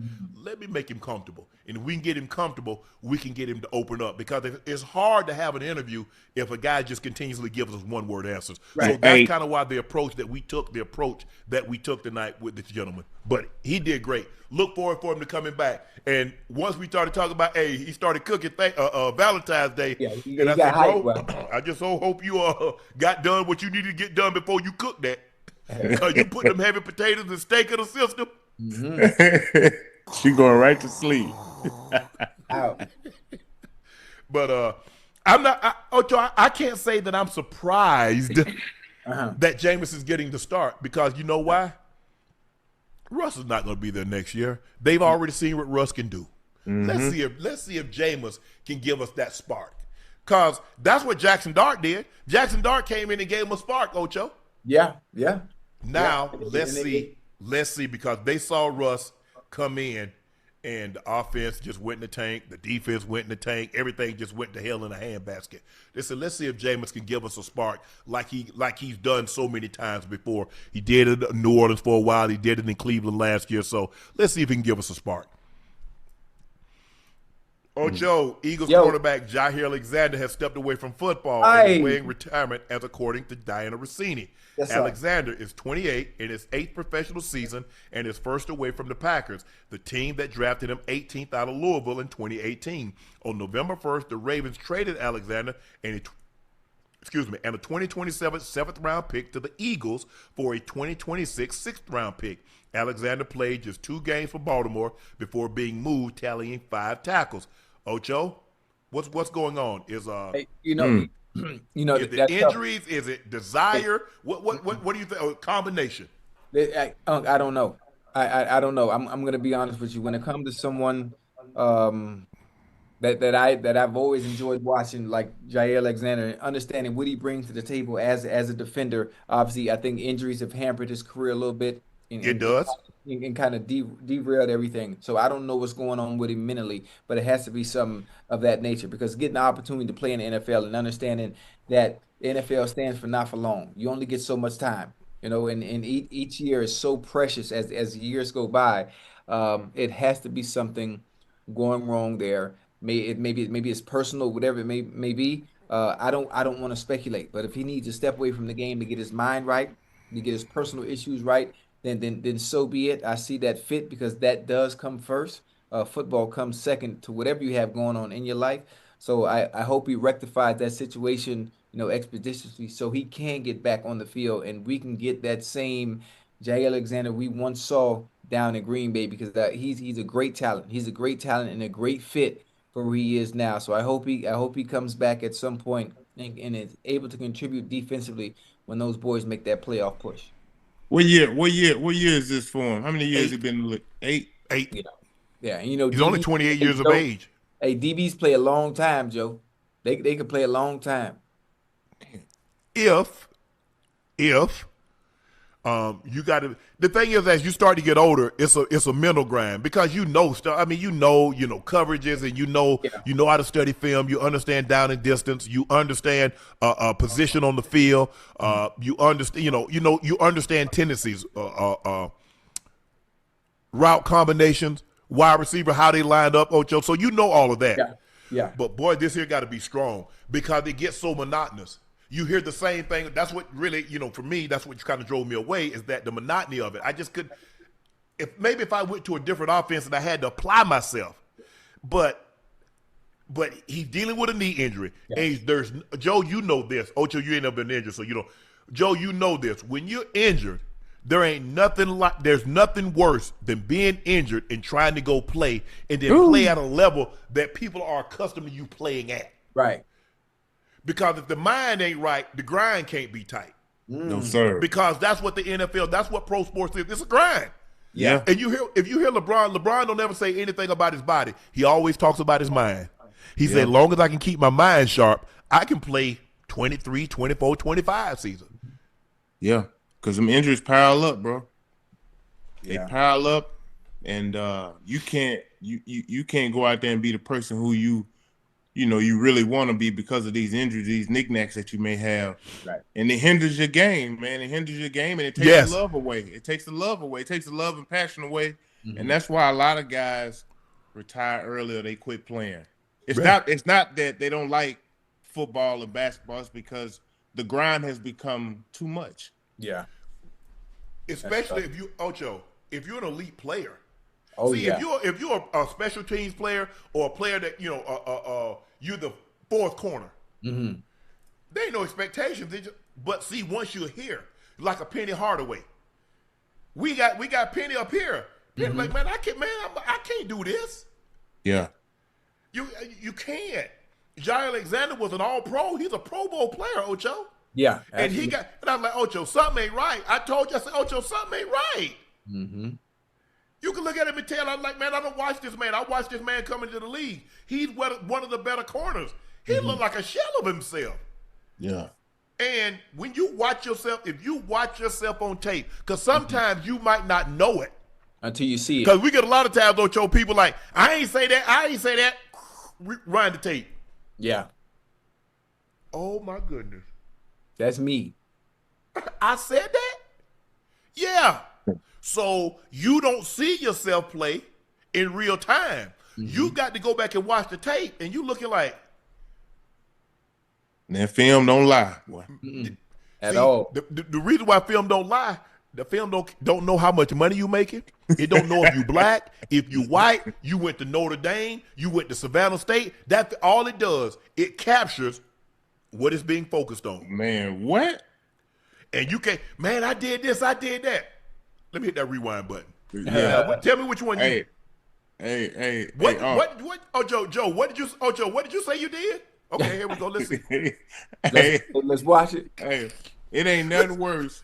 It ain't nothing worse than after a game, boy. You get in there and coach got that clicker, and he rewinding this same play, and you like, oh my God. Yes. It ain't nothing like watching yourself on film, bro, and you look like some slouch stir fry out there, boy. Yes. Ain't nothing like that. Hey, look, I used to be in the game thinking like, boy, I cannot look like no trash on film tomorrow. Said the same thing, Joe. Yeah. I ain't gonna miss my assignments. Yeah. We gotta win this game. Because if we lose this game, they're gonna show this film. Lord, please let us John, please make a play, let us come back. Yeah. Because I don't want nobody to see, because boy, I was terrible. Hey, Sharpe, what you do on this play? I think I got it. Nothing. Nothing. That's what Sharpe did on this play. Absolutely, totally nothing. That's what Sharpe did. But it's tough. It's tough when you've been a really good player for a period of time, and then injuries won't allow you to be that. Yeah. People don't know you're injured. Let me tell you something else. They don't give a damn if you're injured. All they know is they see Alexander on the back of that jersey. They saw Johnson on the back of that jersey. They saw Ochocinco on the back of that jersey. They don't give a damn about you got an ankle or toe or knee or hip or back. They don't give a damn about that. You out there, I'm expecting you to make the same plays that I've seen you make time and time again for the last 5-10 years. Make them now. Yes, sir. Absolutely right. Your teammates have the same expectations. And your teammates put that pressure on you. Hey, you be good to go Sunday, right? Damn, dude, it's Tuesday. Man, and then the coaches, we gonna put the game plan. Now we relying on you because we got you in the game plan. Right. Y'all ain't have me in the game plan before I got hurt. Now you got me in the game plan now, Ocho. Yeah. Now I'm in the game plan. But it's tough. I've been in Jaire's shoes where I've been injured and knowing I'm hurt, but all they see is 84 and they see Sharpe on the back of that jersey. Yep. That's what they see. Right. Expectations don't change. Ocho, it's safe to say a lot of people in Dallas wanted Nico Harrison out as the Mavericks general manager, including franchise former majority owner Mark Cuban. Mavericks owner Patrick Dumont reportedly did not make the decision on his own. Amid the Mavericks' woeful 3-8 start to the 2025 season, Dumont reportedly lent an ear to Cuban to hear his grievances about the organization. From the excerpt from The Athletic, Cuban, who still owned 27% of the team, was known to be frustrated with Harrison for freezing him out after the sale and not consulting him on the choice to trade Luka. League sources said he made his case to Dumont over the last several months that Harrison was steering the franchise in the wrong direction. Cuban also reportedly in a closed-door meeting with Dumont and team president Rick Welts the day before Harrison was fired, according to an NBA insider, Mark Stein. Ocho? Yeah. Let Joe take this one. Joe, what you thinking? Man, I think it's a tough situation for Nico. Nico is a guy who was once upon a time Uncle Ocho. He was my brand Jordan rep. Like Wow. if I need anything, that's who I call. So I know Nico on a real personal level. What he didn't anticipate is obviously Kyrie getting hurt. AD getting hurt, which I know AD got a history. What you mean you didn't anticipate AD getting hurt? He didn't. I mean, he wasn't thinking that. He wasn't. Oh, Joe. So let me get this straight. Your homeboy, he done wrecked 10 cars. You let him get your car, man. I ain't Yeah, I think wreck it. you're right. I think he was a little optimistic coming into the season. Like, man, understanding the backlash that we getting on trading Luka. Like, I'm thinking, I bet he thought that AD was gonna come into camp in tip-top shape and ready to go. That didn't happen. You got your two main guys. Kyrie tears ACL. I mean, this is the worst thing that could happen. This is the worst thing that could happen. So now you got Luka out here averaging 40, and the Mavericks' best two players ain't even on the floor. Correct. And it's and considering, like you said, Kyrie gets hurt, AD's hurt. It was reported that Nico was pushing for AD to come back from that calf. They're saying no because you could tear this Achilles, a la Kevin Durant. So there's like no. Mark Cuban let it be known. He's like, look, I wouldn't have traded Luka, but at least if you're going to trade him, open it up. Let's see, maybe we can get. I believe we could have got more than what we got, and they could have. Yeah. But I got a question, though. Uncle Ocho. Why are they acting like Nico was the only one who made this decision? He's the fall guy, Joe. But I know he's the fall. Hey, listen. I know probably going into this, Nico probably understood his position in this. You know what I mean? But it's like everybody just pointing the finger at Nico. Man, that's an organization. That man ain't just pulled the trigger. Yeah, he ain't just pulled no trigger and was like, let's trade Luka. Like they had to meet with all this. That's what I'm saying. Listen, you could have had 100 meetings, huh? You could have had 100 meetings. You could have had 100 owners. You could have had 100 GMs. I don't think anybody makes that call. I don't think anybody makes that trade. I don't care what the hell he do off the court. I don't care what the hell he drinking after you win a game. I don't care. I don't care if he's 300 pounds. What do you do for me when you are on the court? What are you doing for me? What type of production are you putting up? Whatever that may be. He's a generational talent. Talents like of that magnitude come around every so often. Every so often. I don't think if you put any regular civilian in a position that, even if you don't know basketball, I don't even know basketball like you and Joe, and I can Luka, and you have me in a position of power, I ain't even trading him because I know what he brings to the table. I'm not. You can see it. Even if you don't enjoy the game of basketball, oh, he's different. Oh, he gives me a chance. He just does. So now Nico's the fall guy. He's the fall guy because the green light has to come from somewhere else. The green light has to come from somewhere else. And it's a power play that we don't understand that they do. Because I think it's bigger than what it really is. It just hasn't come out yet. I still think it's bigger than what it is. At the end of the day,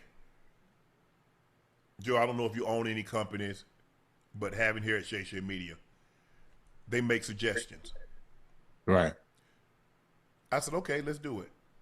If it doesn't work, that's on me. Because they suggested it. I could have said no. Same thing with CJ, same thing with Ash. They make suggestions. Okay, I go with it. Some work, some don't. That's on me. Because I got the final say. Okay, Nico made the suggestion. Right. But the owner had the final say. You don't get to say, see, you can't say yes and means no. Ted Cruz taught me that. He said a lot of times people in Hollywood will say yes but mean no. You can't do that. Do mind if you don't want to trade him, you can't say yes and then he trades him and you like, no. It doesn't work like that. Right. And if you're in the leadership position, you're the CEO. Yes, you have COOs and VPs and so forth and so on. But if they make a recommendation and it doesn't go through, they had to get sign off from you. If you sign off on it, you got to own it. But matter of fact, everything is not going to work. Hold on. The fact that it was even recommended, that's a fireable offense. The fact that it was even recommended, it was a fireable offense. How? How are you going? How do you have your franchise going in the right direction by going backwards? Well, you gotta look at it like this. They had Luka sitting out some games for some time last year, Uncle Ocho. For his cap. For his cap, and they gave him extra time because they wanted him to lose some weight. Throughout that process, none of that was working. Like, he wasn't losing weight, none of that was working. I think the fact that they see him every day, talk to him every day, understand his conditions and what he's going through, I think they just got fed up. If you just want me to be 100, I think they got fed up, and they didn't think it was going to get better. They didn't. No, they didn't think it was going to get better. This is what the owner said in February after the trade. If you look at the greats in this league, people you know, I grew up with, Jordan, Bird, Kobe, Shaq, they work really hard every day with a singular focus. And if you don't have that, it doesn't work. You shouldn't be a part of the Mavericks. That's what he said. Now all of a sudden, hey, listen, hold on, whoa, hold on. You ain't finna get that out and just go about your business, huh? You ain't gonna get that out. You're not finna sit here and tell me that he watched Jordan and all those names that he just named and saying they didn't work hard. You understand their ability to work hard, the want to, is one of the reasons for the success. So what's the reason that Luka's able to go out there and do what he does? Because he doesn't work hard? You don't just wake up and do what he's doing out the blue. That comes from actual work. That's hard work. There's a reason he's still doing it now that he's gone. He's not doing what he's doing now because he lost no goddamn weight. He was doing it when he was heavy. What are we talking about? I think with him, I'm going to respectfully say, Joe, he probably should have left Shaq off that list. But okay, go ahead. I think by Luka hearing all this, because I'm sure he's heard all the rumblings and sure. The weight loss. I think that obviously gave him a little fire going into the offseason, which is why he lost a little weight. And he looks a lot slimmer coming into this season. And I think it's obviously helped him get off to this tremendous start that he's gotten off to. Yeah. But, being in LA, averaging 37 a game. Yeah, the market in LA is totally different from the market in Dallas now. Yes. They ain't putting up with all that. They ain't got nothing but mega stars over there. And I think the thing is, this was a wake-up call for Luka. Because it sent shockwaves around the NBA. Yeah. Because if you can trade a guy that's been a 5-time All-NBA selection 5 times in his first 6 years, ain't nobody untouchable. Yeah. You heard Giannis say it. Nobody's untouchable. But this is ownership. Because Nico Harrison is not making a move like this. Mm-hmm. It's just like when you trade. When you move up the draft, Ocho, let's just say for the sake of argument, Kansas City, they were sitting at 17. Yeah. They zoom up to 10. So that means they're gonna swap places with Buffalo, and they're gonna give Buffalo their next year their 2018 first round pick. Okay, you got to get the ownership. You got to get Clark Hunt to sign off on that. Mm-hmm. Now Clark Hunt can't then say if Mahomes didn't turn out the way he did, well, No, you gave them the green light to do this. If you didn't want to do it, don't do it. Everybody get mad at general managers and head coaches, and I get it. I understand. But when you make moves like that, Chicago moving up one spot and giving up next year's first round to get Mitchell Trubisky, they had to go to rest of soul, Virginia McCaskey, to get that signed off on, Ocho. Yeah. You just can't make a move like that. Ain't no general manager. Hell, even Pat Riley, he got to go to Mickey Arison. I'm sure he going to Mickey Arison and say, "Look here, Mickey. Now it's gonna cost a little chunk of change now, but we can get LeBron and we can get Chris Bosh. Yeah, but it's gonna cost us a little chunk of change now. Yeah. Okay. Go get it. But you said yes and you meant no. Well, it's too late. No returns, Ocho. Nah. You got as is. Mark Cuban said at the time, I wouldn't have traded him. Mark Cuban said if it came down to me getting divorced or keeping Luka, well, it's been not nice on you, babe. But Luka ain't going nowhere. It's common, Don. It's common. I mean, I there's really nothing else I can say about it. I mean, the fact that it was even recommended. Recommend who? If I was the owners over there in Dallas, I would have fired Nico for even recommending trading him. I'm just being honest. You know what? You fired. I can't say I'm disappointed. Yeah, man, come on. I can't say you wrong for that, Ocho. I just think it's glaring right now because of how Luka's playing and how the Mavericks have kind of and plus what you call not playing. AD's not playing. But like I said, Joe, AD, if you really think about it, AD's had one healthy season. That's 2020 when they was in the bubble. And then what did they get in between that, Joe? A 5-month break. Yeah. See, people forget about that, Ocho. They shut it down in February. Yeah. So March, April, May, June, they didn't start playing. He got a 5-month break.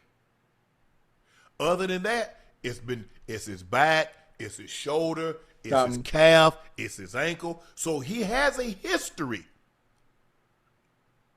AD's phenomenal. I'm not going to take any away from him. He's a 75th anniversary. He's one of the 75. He was voted one of the 75 greatest players of all time. Mm-hmm. We used to have the discussion. Who would you rather have, Boogie Cousins or Anthony Davis? That's how good Boogie was. Boogie was nice, boy. But he's had an injury history. That is not conjecture. That's not innuendo. That's not speculation. That is fact. And you traded a guy, even though he had never been injured, but that one time, for a guy that's repeatedly injured. He's a repeat offender. He's a repeat offender when it comes to injury. Mm-hmm. So I'm confused. Now, if you trade him saying, okay, give me Giannis. Okay, give me Ant-Man. Okay, you get Shea. I get it. Now, I don't think any of those it reported they reached out to, I think, they reached out to Milwaukee, and I think they reached out to Minnesota. No. Okay, SGA. OKC is not doing that. But a guy that has an injury history, and I think AD, when he's healthy, he's one of the 10 best players in the NBA. He could defend. He could block. He could give you 25 and 13 on a nightly basis. Give you 2.5, 3 blocks a game. Alter shots. But he's had a history of injuries. And that's what Dallas is banking on. You know, they went to the finals that year, Uncle Ocho, led by Luka and Kyrie. Mm-hmm. But they had inside presence defensively with Lively and Gafford, but they didn't get no points. They didn't have a big who can give them points. Right. No, so when I look at it, they went and got AD because they like, then he'll be a great post presence, mid-post presence, a great pick and roll guy. Offensively, in the playoffs, he could average 30 easily. You know what I mean? Mm-hmm. I think that's what they were thinking, and obviously it just didn't pan out the way that they thought it would. Man. But here's the thing, though, Joe. Okay, we get AD as an inside presence. We got a guy that we can dump the ball down to, and he can get his own shots. Yeah. I want that with Luka, not without Luka. That you weren't gonna get that. I don't know what to tell you. I go somewhere else. Yeah, some got to give. That's why they kept Kyrie. I think they banked on Kyrie being that guy who's going to be, it's going to be a great two-man game between Kyrie and AD. And unfortunately, we never got to see it. Yeah. No. Damn. And you probably you hear all the rumblings now that the Mavericks are looking to trade AD. Yeah. Once those rumblings start, you already know. Yeah, for sure. You already know. Well, it's going to make it look even worse. The trade going to look even, and it already looks bad. And everybody thought it was bad. Nobody thought this was a good trade but Nico and Dumont. Those are the people that thought this was a good trade. Who thought this was? I haven't heard anybody that thought this was a good trade, except Nico and Dumont at the time. Clearly, he's having buyer's remorse. I don't even think they thought it was a good trade. They had to, because they did it. Yeah. They had to come out and say it. And I know they in the back of their mind, like, you know what? This ain't right. Something ain't right. I done put my foot in my mouth. You knew good and goddamn well what you was letting go. You knew it wasn't gonna look no different, whether it was 200 pounds or 300 pounds. You knew he would give you 30. Like I said, look, I think AD, when AD's healthy and he playing, because I've watched him. Go look at AD when he was the guy. And the Pelicans. Ooh, Give you 28, 12, and 3. nasty work. That was a long time ago, though. But that's what I'm saying. When he was healthy, had Boogie. Because, see, he wants to play. See, AD don't want to bang. Yeah, AD him and wanna play Boogie. the 4. Now, he'll play the 5 the last 5 minutes of the ball game. Because that's what they did. Because think about it, Joe. He had his best season win with the Lakers. JaVale McGee, Dwight Howard. They would come in and play the 5. They did all the grunt work. They did all the leg work. Last 5 minutes of the game, guess what? He slides to the 5. LeBron slides to the 4. Yeah. Yeah. That's when he did. That's when he did his work. But I just the trade didn't make sense to me. Cause hold on, you're giving up a guy you say because Luka's not in shape and he's injured, but he's 5-6 years younger than AD. Yeah. He's 5-6 years younger, and he can give you the point. He can give you more points. He can rebound and he can assist. He can triple. He's a walking triple double. Now, is he as efficient as AD? No, because he's taking 10, 11, 12 step back threes a game. Yes, sir. But when he's cooking, you ain't gonna find very many guys. Only Wilt could give you a 60-20 triple double, and that's what he did. I just don't get why. Look, I get it. Like Ocho said, I'd have fired him for making that suggestion. Man, get your ass out of here. How dare you come in my office and talk about trade Luka? What the hell? As a matter of fact, I'm finna trade you for another GM.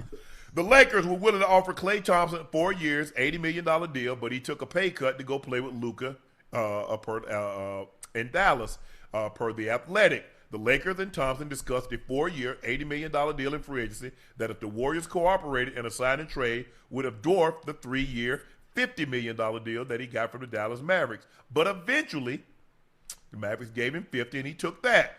But the allure of Luka's greatness was a major pull and as a chance to partner with Irving in the backcourt. When given the choice between teaming up with Lakers duo Davis and LeBron or the Maverick stars, Thompson made a calculated decision to go with the latter. Little did he know the star player would swap and leave him for the wrong end of history. Ocho. Yeah. If you go back and study history, Joe, Kyrie, what is his history? Injuries. The one thing we know about LeBron, now he got, once he started getting to 19 and 20, he started getting these little knick-knack. Right. Growing, you know what I'm saying? But if you notice, very rarely will you see LeBron James dive on the floor again. Yeah. Did that one time, and, hey, as you get older, you ain't got the elasticity. You know what I'm saying, Ocho? Even though I drink water, I ain't got the elasticity that I had in my muscles once upon a time. Right. Yeah. Boy, hey, your boy, hey. I'm just saying, that's how you was, Cars, cars was our bedroom back in the day, Joe. You know what I'm saying? You know what I'm talking about. Yeah. But and Klay has been impacted because he's been playing terrible this year. I mean, he's awful. He's shooting 18% from 3. I think he's shooting around 30% from the 2. He's just. Yeah, man, you got a rookie playing the point guard who don't know how to play. Come on, man. He ain't no point. And, Just because he's 6'8" don't mean he magic. Yeah, so like he's not gonna understand. I'm saying Cooper Flag with him playing the 1, he's not gonna understand how to really get Klay the ball to get him to really get him shots because he's trying to prove that he's the number 1 pick. You know what I mean? But you can see they kind of moved him to the side a little bit, and they brought in D'Angelo Russell. They should have. Yeah. I think it's good too. I like to see Cooper fill the lanes and be able to play like that. Be able to play with his back to the basket. He can drive the ball. You put it. You could. But the point guard, he should never primarily have the ball in his hand, Joe. That's not what he is. Not unless he get a rebound and he pushing up the floor outside of that. Don't have your big taking it out, giving it to Cooper Flag so he can bring it up to initiate the offense. I agree with you on that. He's not a big you can play through. Jokic, you can play through. Yes, sir. You can run your offense through. Draymond, you can run your offense through. That's not who Cooper Flag is. You got to know what you got. I understand he's the first pick in the draft. And a lot of times you have these ideas, I see him doing this, I see him doing that. But you didn't see him do that at Duke. Right. That's not what he did. Now you take this dinner napkin and you try to make it a tablecloth. You see what you did, Ocho?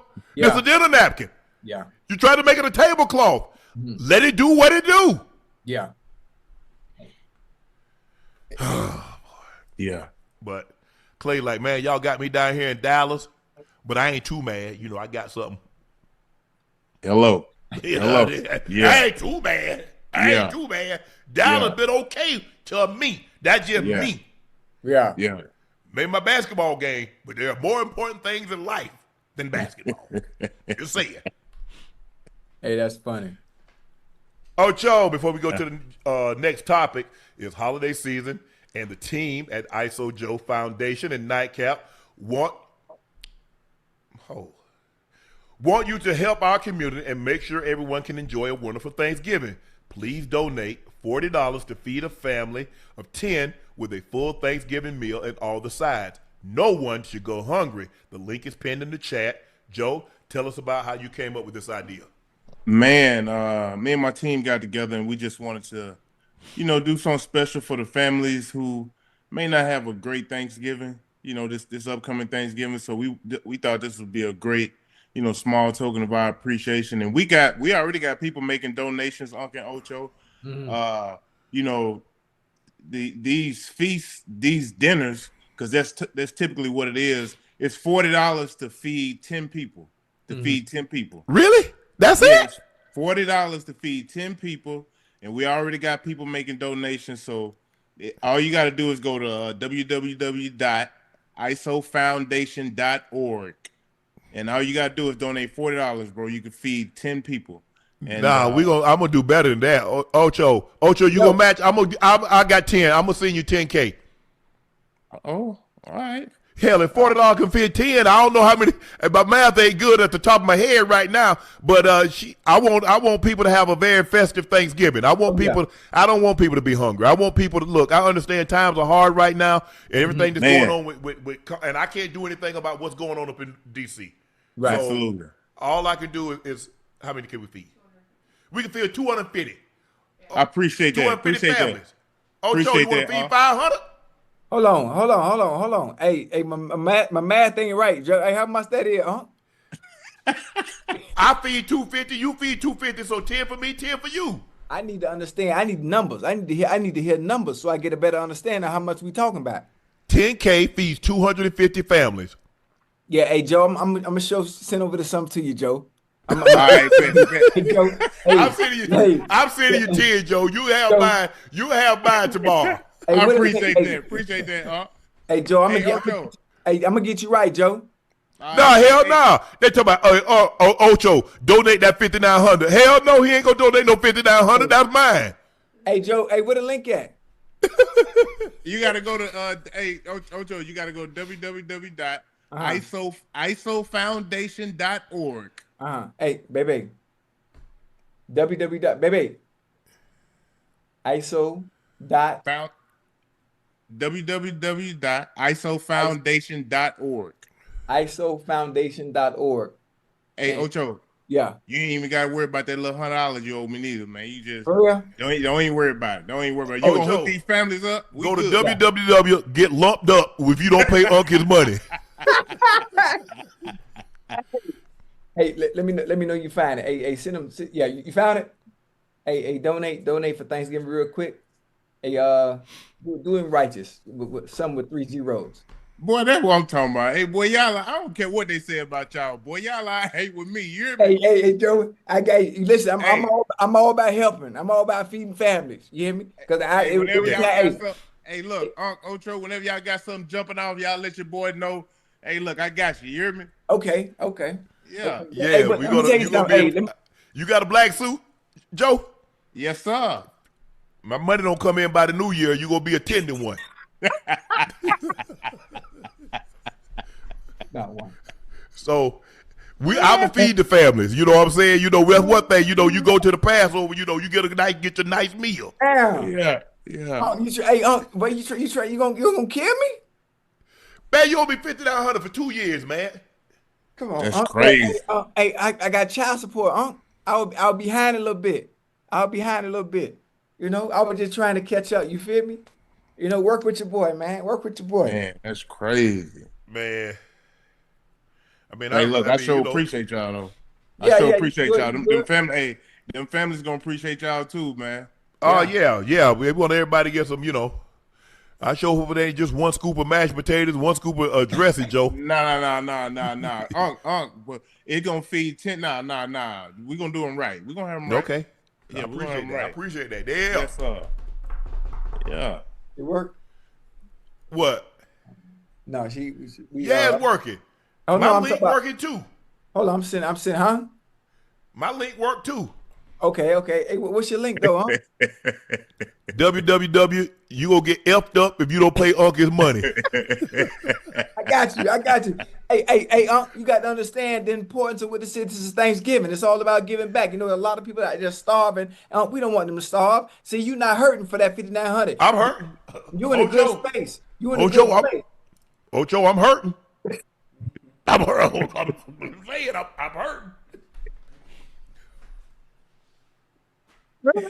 Nobody knows I've been through. Nobody knows my. Hey, one thing about it, boy, they ain't never as bad as it seems. Because hell no. Ain't never that. But what we lose, we will always get back. Because in a very, I give it 6 more months, but we're gonna be right back where we left from. All I'm saying is just all I do is ask the Lord to give me wake me up in the morning. That's it. That's all I need. That's it. Man. He done gave me the tools. He done gave me the weapons to go fight any war. Yes, sir. When he wake me up in the morning. That's all I need. Yeah.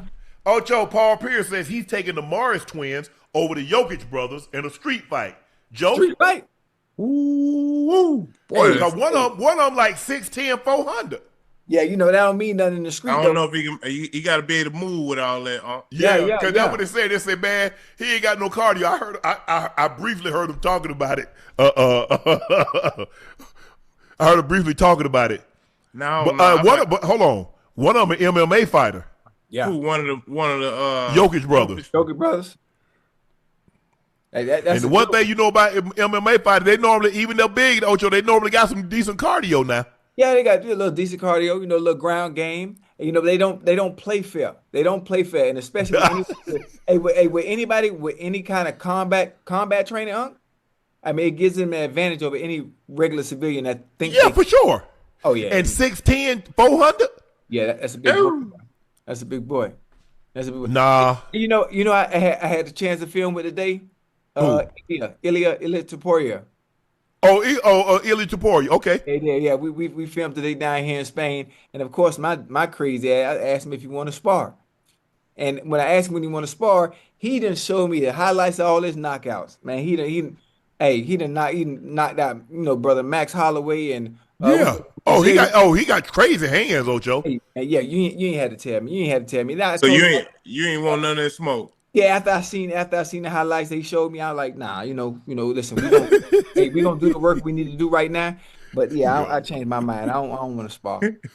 I'm thinking because he's a little small. I'm like, man, what? Man, But he talking about he can he talking about he want to fight a Bud. I like, really? Bro, hey, look, I understand you MMA, but MMA boxing and pro boxing is two different things. Ask Conor McGregor. Yeah, now, he caught Floyd on the tail end. Imagine he caught Floyd 5 years earlier.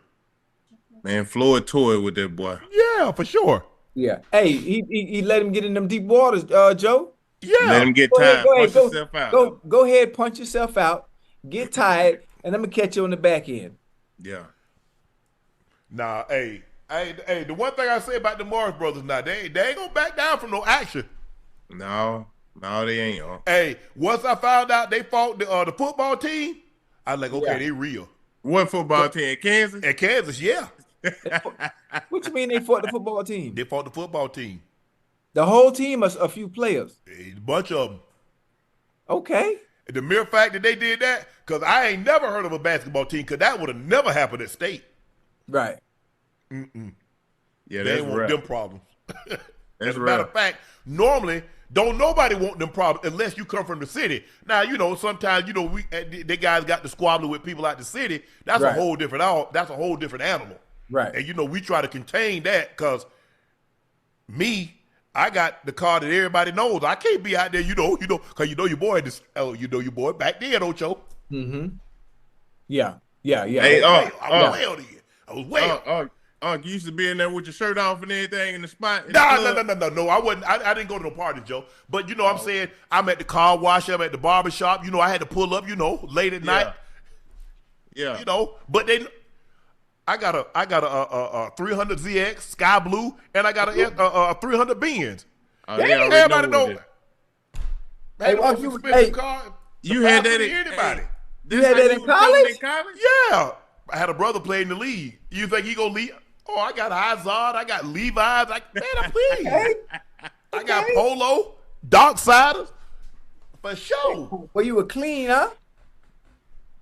You had all that in college, and a cat like me ain't have about 2 pair of jeans. Shoot, I went to college with 2 brown red Piggly Wiggly bags, 2 brown Piggly Wiggly bags, everything I own in it.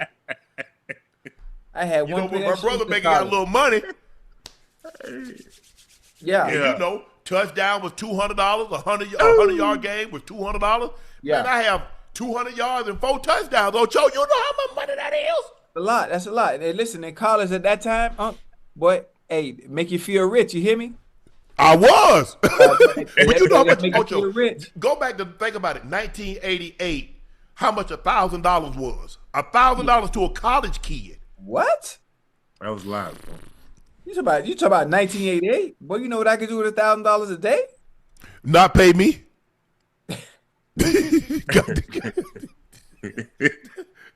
man. But look, hey, I'm telling you now, the Morris twins ain't backing down from no action now. But I don't know if ain't nobody doing no street fights no more if they don't have to. Nah. Hey, people firing you up or poking you. Yes, you know what I'm saying? Ain't no more fair. It's a fight. What is it, man? You fight fair? Nah. It's a fight. Yeah. This ain't no street fights. Ain't sanctioned. Bust over the head with a bottle. So, DeMarcus Cousins said the Pelicans need to relocate. It was times 5-6 years ago, especially in New Orleans. You go to there's 36 people there. Courtside was $25. Damn. Blow it up. Move on. There are no fans. Joe? Man, you know what? He probably got a point, Uncle Ocho. No, we don't have no point, Joe. Come on now, don't do that. Where they gonna go to? Because they looking at bringing a team to Seattle and they think like bringing a team to Vegas. Hey, look, they need one in Vegas, boy. That thing gonna be jumping in Vegas. Y'all already know it. Yeah, for sure. Because they already got football. They got a hockey. They got a WNBA. They got the A's that's relocating from Oakland that's coming here in about 2 years. So, and now they have an NBA, so they have the Big Five. Yeah, I know basketball gonna be there soon. Yeah, for sure, absolutely. I don't think it'd be the Pelicans. You know what they need to do. No, hell no, no. Pelicans, they want a new team. They want somebody to spend about $3, $4, $5 billion. Yeah, it'd be an expansion team, but for the Pelicans, right? And what DeMarcus talk about with them, talk about the court size seats for $25. Winning cures all. Winning cures all. You know, and the people of New Orleans, they deserve to have a sports team, whether it be the Saints or whether it be the Pelicans. But to get the people to come out, you got to be able to win. You got to put the product on the court. You know, well, you had AD, he wanted out. Zion doesn't want to be there. So it's hard. It's hard to keep a star if you get a superstar and he doesn't want to stay. Yeah, you're right. You're right. Because they got some decent talent over there, but it just ain't enough to be. Nah. Not with OKC. Them young boys, the oldest guy, 26, 27, they ain't going nowhere anytime soon. You got Wemby, and that squad in San Antonio. They not going anywhere anytime soon. And now you got the Rockets with KD. You got Şengün. You got Thompson. Man, please. And guys don't want to be there. I mean, they come and they don't want to stay. They want to be in bigger markets. Yeah. Zion, I guarantee you, if you put Zion on a lie detector test, he would have rather gone 3 and gone to New York as opposed to going number 1 and going to New Orleans. Right. I believe. Yeah. And it is what it is. I mean, I don't know if Miss Benson is going to move it. I don't think she will. I don't. Probably not. Saints are there, and I mean, you could because they own the Saints and the Pelicans, also, right? Yeah. Yeah, no. My late husband. Yeah, they ain't moving that. So. All right, Joe, let me know what you think about this. The NBA announced its long-awaited plans to overhaul the All-Star Game, laying out how the new United States, once again versus the world format, will go and how teams will be formed. Going to a 3-team format featuring 8-man rosters, 2 of which will be made up of American players and the 3rd of international players. There will no longer be any position requirements. Wow. In the past, starters have been made up of 2 backcourt players and 3 front court players, with the reserves being the same split plus 2 wild cards. This year, though, the starters will be formed of the top 5 vote getters regardless of positions. And the reserve will be the top 7 regardless of positions. As a 7-time All-Star, Joe, what do you think about this? They trying to do whatever they can to spice the All-Star weekend back up, to get people excited, to get people to tune in, obviously. But, man, if you're going to have all the foreigner guys, what we talking about? Luka, Giannis, Shea, Giannis, Wemby, Jokic. That's 5. Those are your top 5 players right there. They all international. We're going to be in some trouble. Your top 5 players are all international. Tell me an American player that's better than the 5 I just named. I'll wait. We're going to be in some trouble. But the problem is, I don't care what you do. If the guys don't want to play hard, they're not going to play. The guys don't want to play it anymore. So you got to put in some incentives, man. You got to put some incentives in for them dudes to come out and compete at a high level. Joe, these guys making $50 and $60 million, and I got to incentivize it? Yeah, they spoil.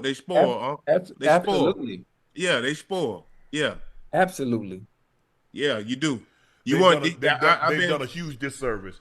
Michael Jordan probably just shaking his head. That's probably why he don't even go no more. Michael Jordan didn't go to the All-Star game. Kobe rest his soul. Ain't no way in hell Kobe Bryant would show up to that. Yeah. Ain't no way. The old guard, like, I said the same thing. I said the same thing about the Pro Bowl. I remember saying, I said, they're gonna cut this out. Yeah. Ocho, you went with the Pro Bowl. Now, we didn't tackle like it was a playoff game or a regular season game, but we did tackle. Yeah. And when that fourth quarter came, now we get down to the nitty gritty. Cause we trying to get that little 10,000. We need that. That's how much we played. The winners got 10,000. The winners got 10. The losers got 5. You brought 5 people. That's all your money. Yeah. Hotel room, and to feed them. Trust me, I already know. I need that. Man, time took his family. Time had about lunch, meat, bread. Time went to the grocery store. That's I ain't doing this. Time, literally. Time had like 2 gallons of milk. Time they had sandwiches. Time said, Yeah, add up quick, boy. Yeah. I really wasn't taking nobody. I was taking my coaches. I would take my position coach and his wife, their wives. Yeah. So, my position coach coached me. He'd be going somewhere else. I fly him in. So my sister didn't want to go. She had already done gone like twice with my brother. She's like, nah, I'm done with it. I ain't want to go no more. So most of the time I'm going by myself or, and then I take my coaches and the wives out to eat. And then basically it was just, me hanging out with the guys. Mm-hmm. Yeah. But I sure wish I could go back and play again, Ocho. Yeah. Man. But they ain't even in Hawaii no more, so it ain't no fun. There's no excitement to making the Pro Bowl now. Because you make it and you're going right to Orlando. Yeah, hell no. When you made the Pro Bowl back then, it was a privilege. It was a big deal, man. You going to Hawaii, you gonna get some pineapple, you gonna get the Mai Tais, the blue Hawaiians, you gonna eat them wings with that ranch dressing. Hey, all I remember, I don't know if anybody in Hawaii might see this, the French toast at the Iolani Hotel was second to none. I ain't had nothing. The closest thing I've had that was just as good as that is the French toast I ate in Montreal at a restaurant called La Avenue. Those 2 places, the best French toast I'd ever had, man. They got some French toast at the Beverly Wilshire. Ooh. Right there right there on Wilshire and Riddell Drive. Uh-huh. Yeah. Boy, they got some French toast, Ocho, and they got a croissant. Right. Croissant. Yeah. Good. Hey, that French toast. I seen a jackrabbit beat a German Shepherd up just to get a bite of it. Whipped it.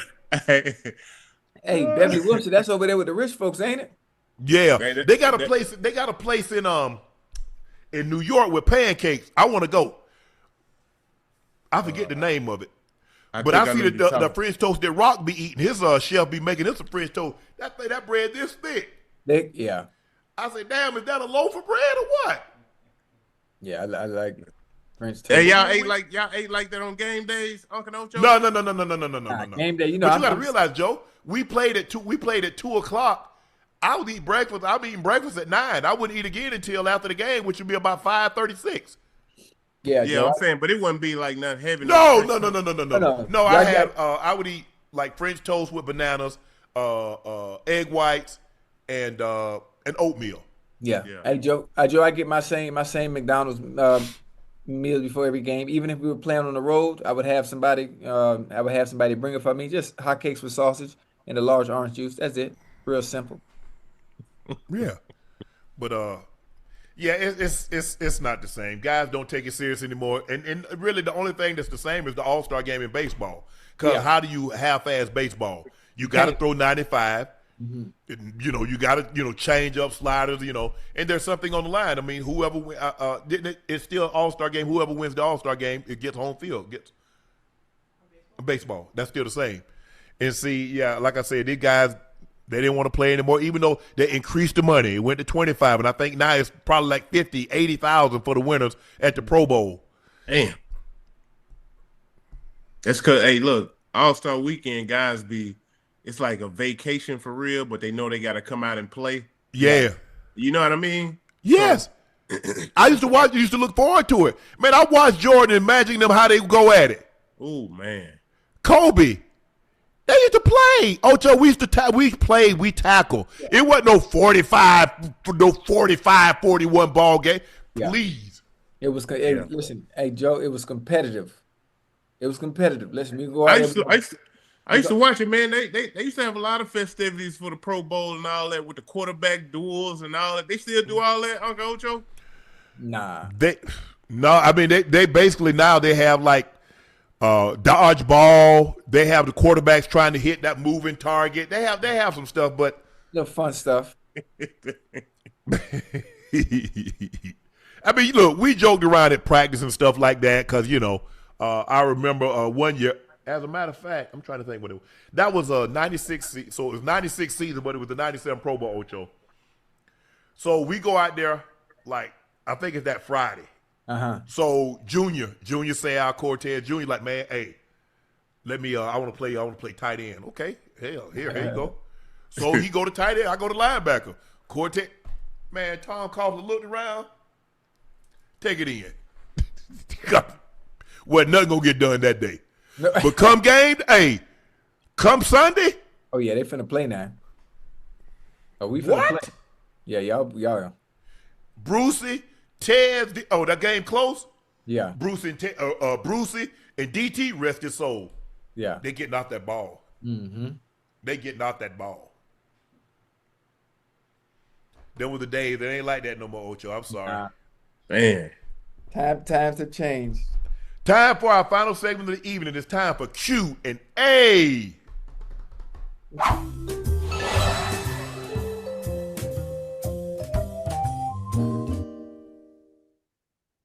What's up, Unc? I'm going to my first Aaron Owens. What's up, Unc? I'm going to my first NASCAR race next year at the Coca-Cola 600. Who's your favorite driver all time and your favorite NASCAR memory? Wow. My favorite. Ooh. Oh, nothing but I like a lot. I like a lot of NASCAR guys. I grew up kind of watching Richard Petty and Dale Earnhardt, but I would probably have to say my favorite is Jeff Gordon. I did an appearance with Jimmy Johnson, the 48 Lowe's car, but the 24 DuPont. Mm-hmm. But, I grew up way back when they had Harry Gant and all those guys, the Allison boys, Cale Yarborough, Sterling Marlin, Awesome Bill from Dawsonville. Probably my favorite memory when who was it? I think it was Bobby Allison and Cale Yarborough wrecked. And I think it was Darrell Waltrip or Richard Petty that ended up winning. The 79 Daytona 500. They crashed each other. I think it was Bobby Allison because it was two brothers, Bobby and Donnie. But I think Bobby Allison and Cale Yarborough ended up wrecking each other. And either Richard Petty or Darrell Waltrip ended up winning.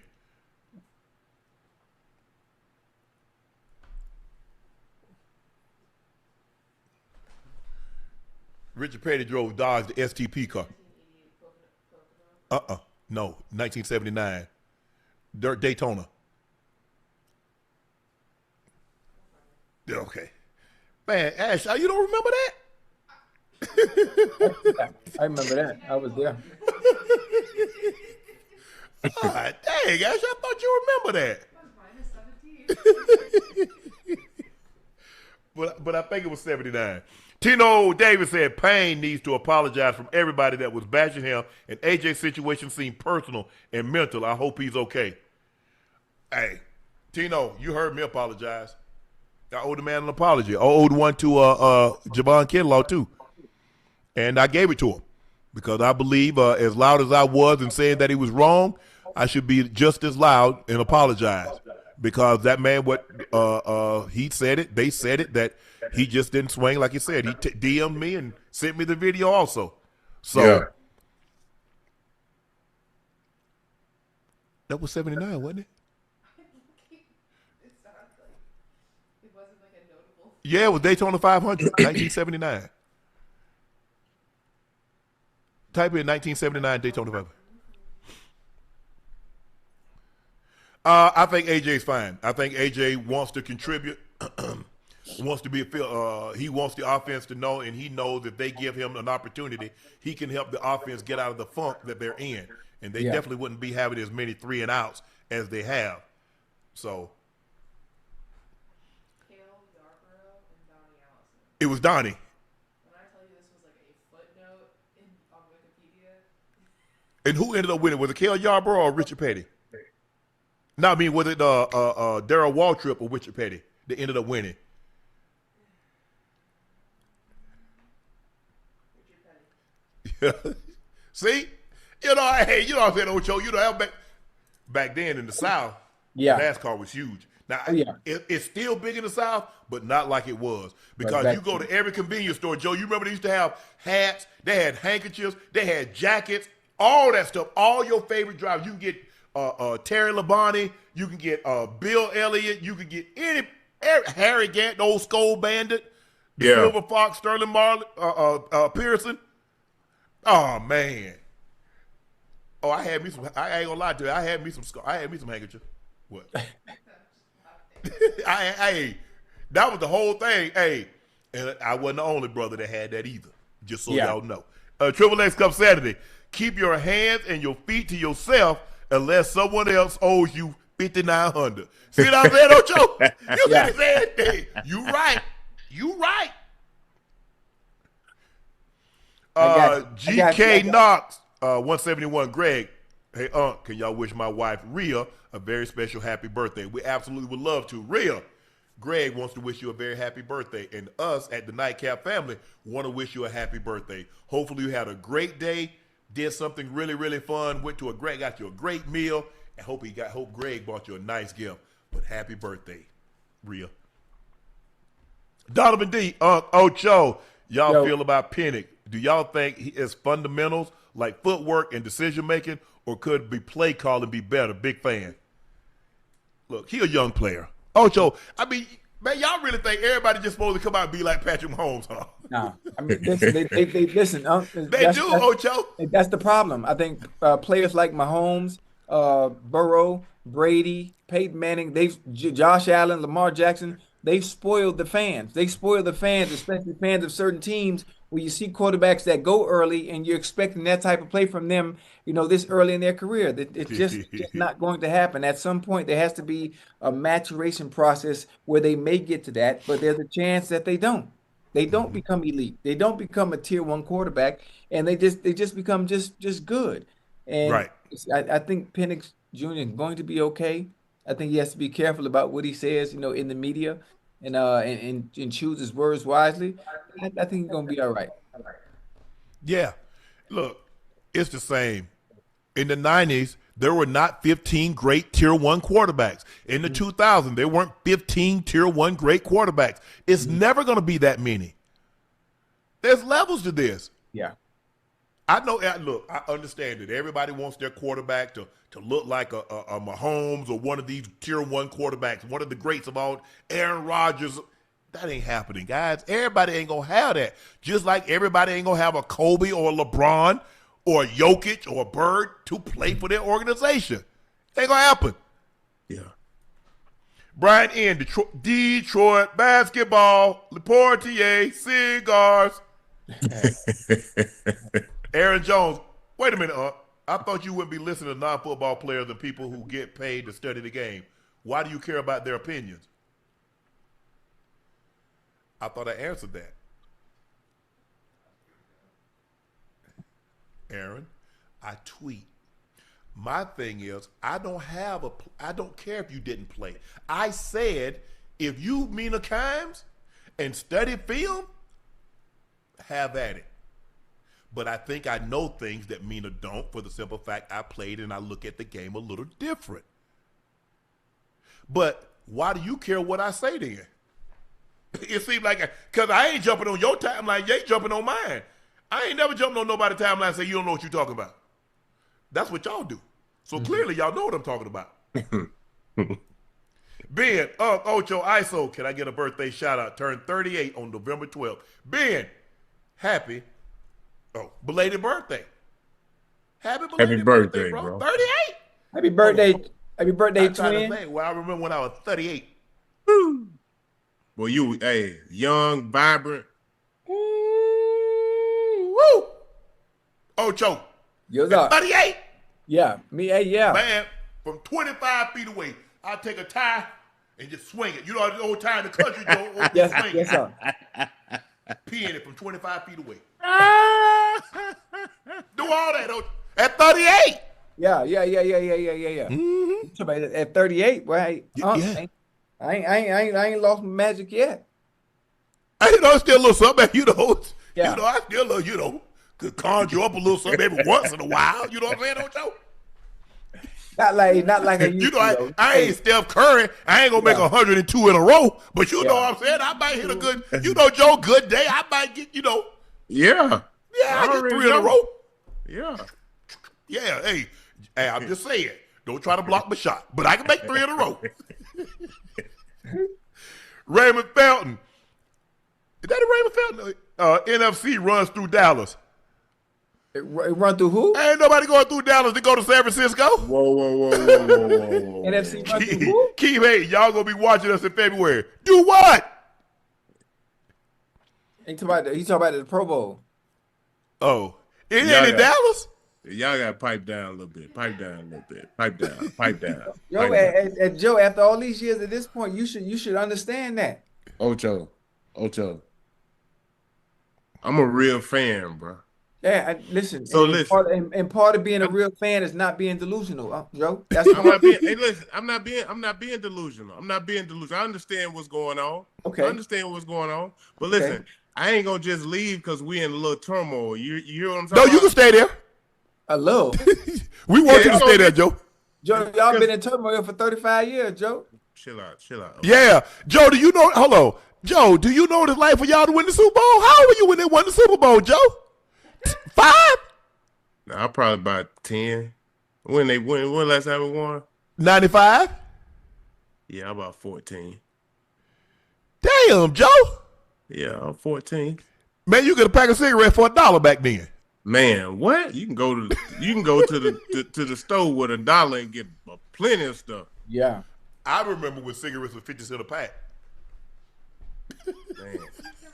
I do too. My mom. I know,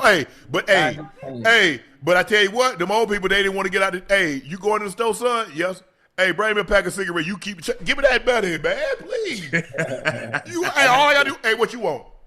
Winston, Benson Hedges, Virginia Slims, the Marble Slims. Marlboro.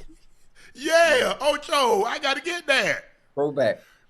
And I remember everybody saying, even my mama, boy, if cigarettes ever go to $1 a pack, I'm done today. The day they go to $1 a pack, cigarettes by $6, $7 a pack right now.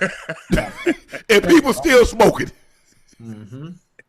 I got my mama to quit. I bet my mom $25,000 she couldn't quit. My mama said, you going to give me $25,000 if I quit smoking. My mom has been smoking since she was probably 12, 13. Because my granny's sister, Annie Mae, used to smoke. And my mom was like, hey, give me a cigarette, Annie Mae. You better not tell Mary I gave you a cigarette. Well, if you don't give me one, I'm going to tell her you did. Yeah. So my mom had been smoking since she was like 12 or 13. I said, Mom, I bet you $25,000 you can't quit. My mama looked.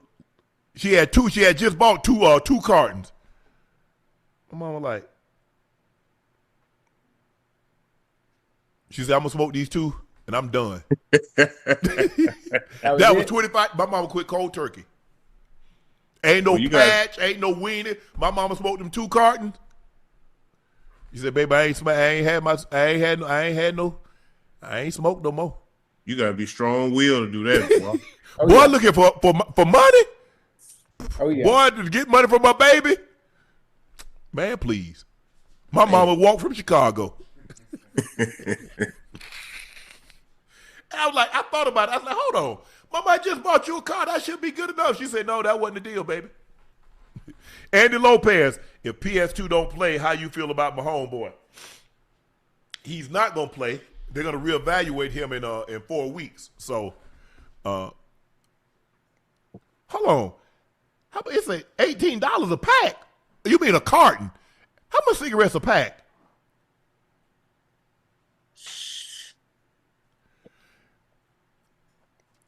Chad, how much cigarettes a pack? Pack of cigarettes in the U.S. is around $8. What? How much are they? $8.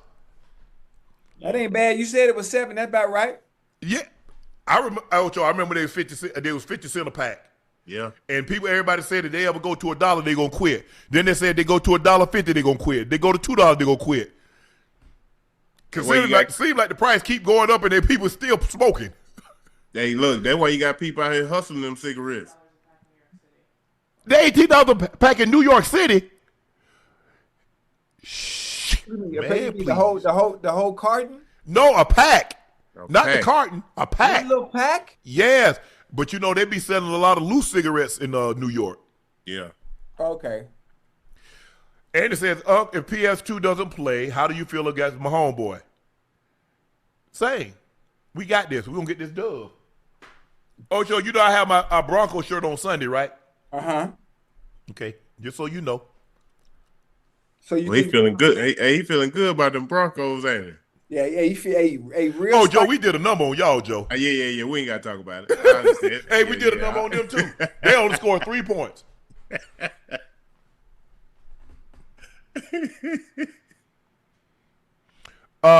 Shizzo Flex. Devontae Smith is on pace for a career year, and we're talking about AJ Brown. You know our GM is AJ is under contract to a 29. You want him? Pay the price. Yeah.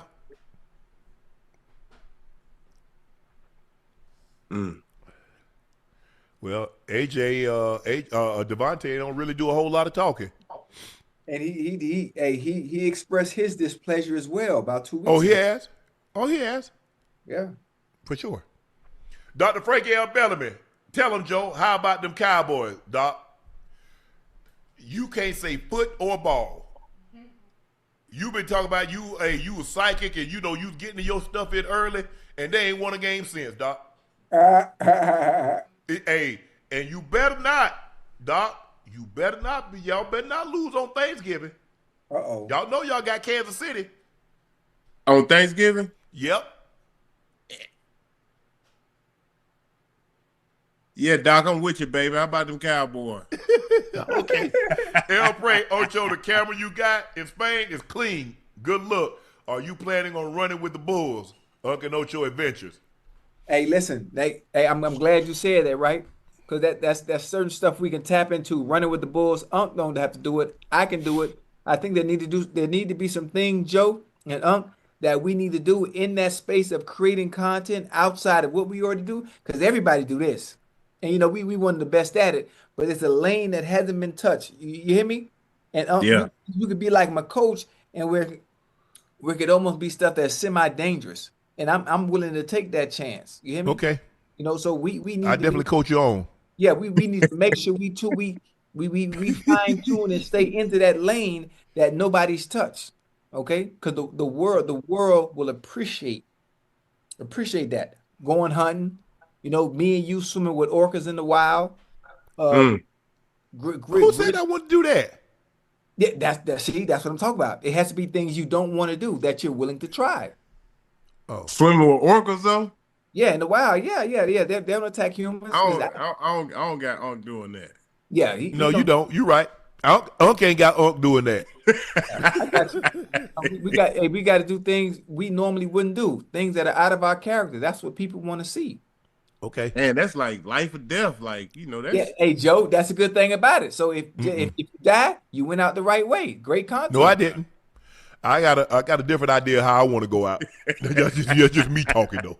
Philly Talk with PA, AJ said, not just what Philly media said, but Devontae, Saquon, Lane Johnson said it's predictable as well. AJ isn't schemed open like Chase. PS2 said he gets open, and that's what makes him great. Well, y'all need to take that up with the coordinator, with the Eagles. Why y'all get mad at me and Ocho and Joe? I ain't calling no plays. Laney Ray, hey guys, been listening to you guys for an hour, so I can see the aura borealis. Oh, you could. I couldn't see it. It was amazing. What's the most amazing view you've seen when traveling? The most amazing view. I saw Haley's Comet back in 1986. You ain't see that. I did.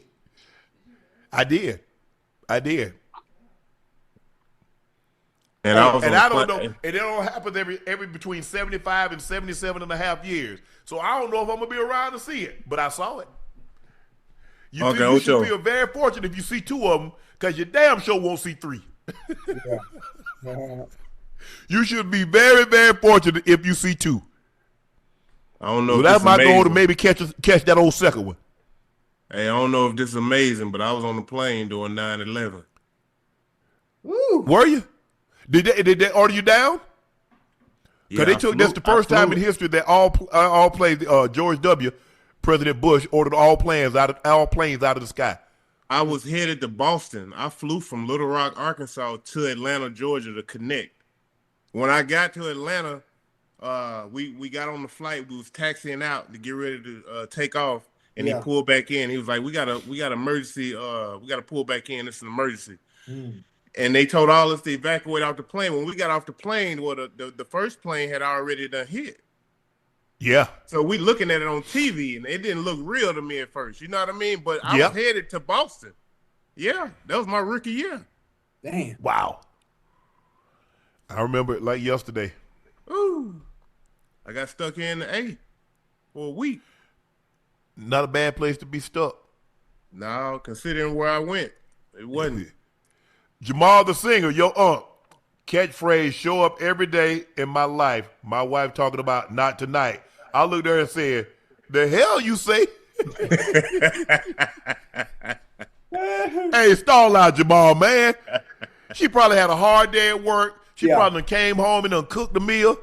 Hey, give her a break, man. Say, baby, I'll catch you tomorrow. Hell you say.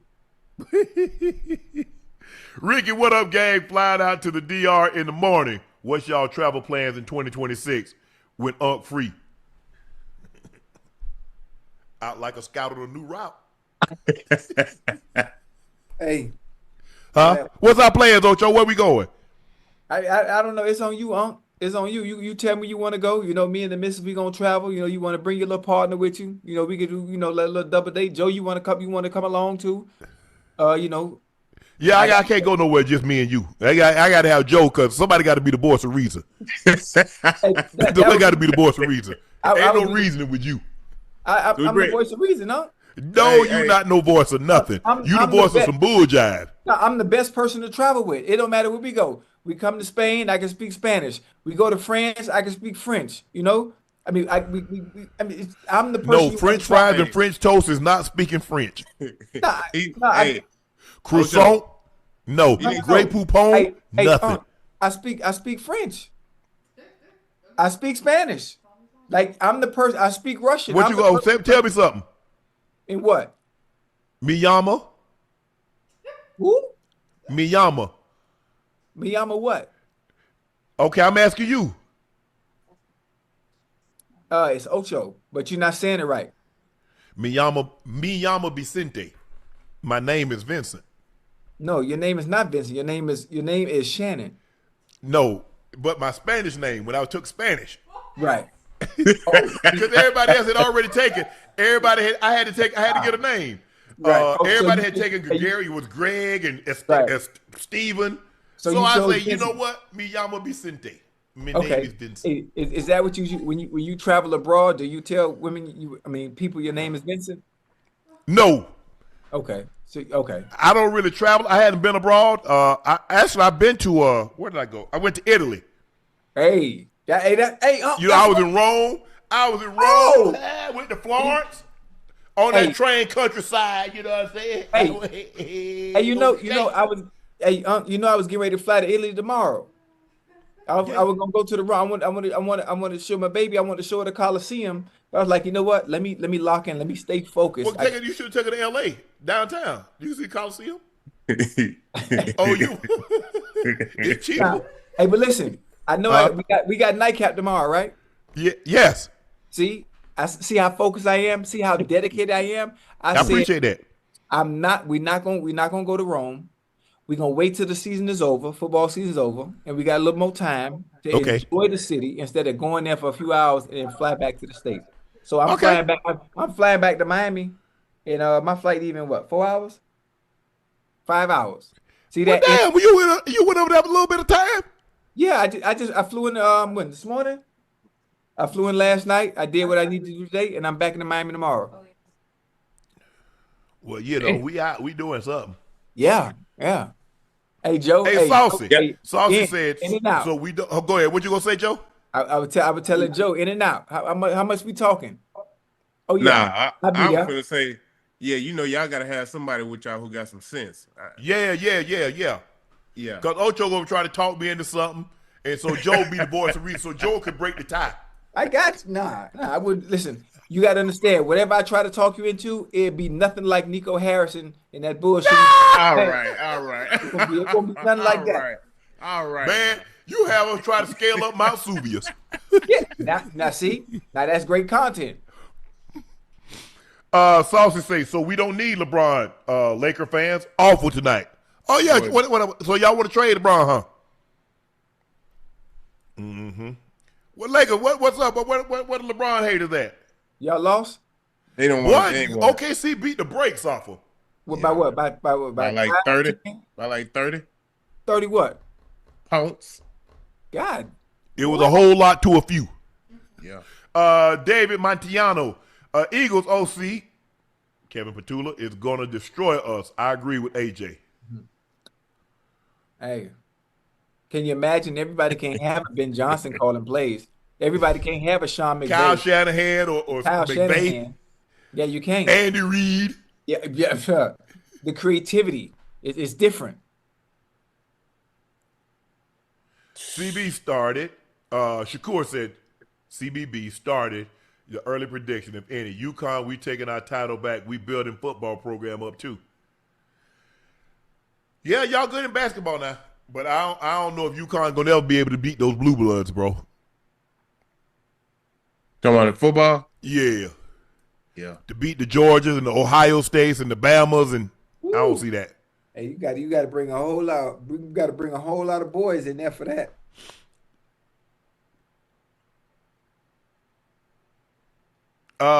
Fletch, I catched up on the show the other night when you said you wish Coach would stop feeding y'all. You almost had me throw up all my catered food away because we're doing so bad. Hey, that was funny. Hey, that was funny, boy. That was funny. No food. Hey, I'm miserable. When I'm losing, I'm miserable. I want everybody else to be miserable too. Did you see the new format at the women's 100 meters at the 2028 Olympics? All 3 rounds the same day. I did see that. It's opening day. Man, that's asking an awful lot of these women. I mean, 3 rounds in one day. Normally they have maybe 2 rounds, and then they have the finals the next day.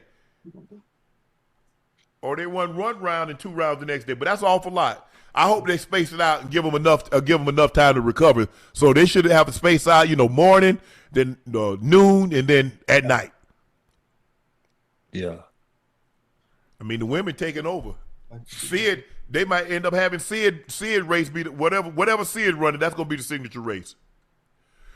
B. More Kyle, in 2018 draft, Lamar Jackson, Sam Darnold, Baker Mayfield, and Josh Allen, the best quarterback in the draft class in NFL history.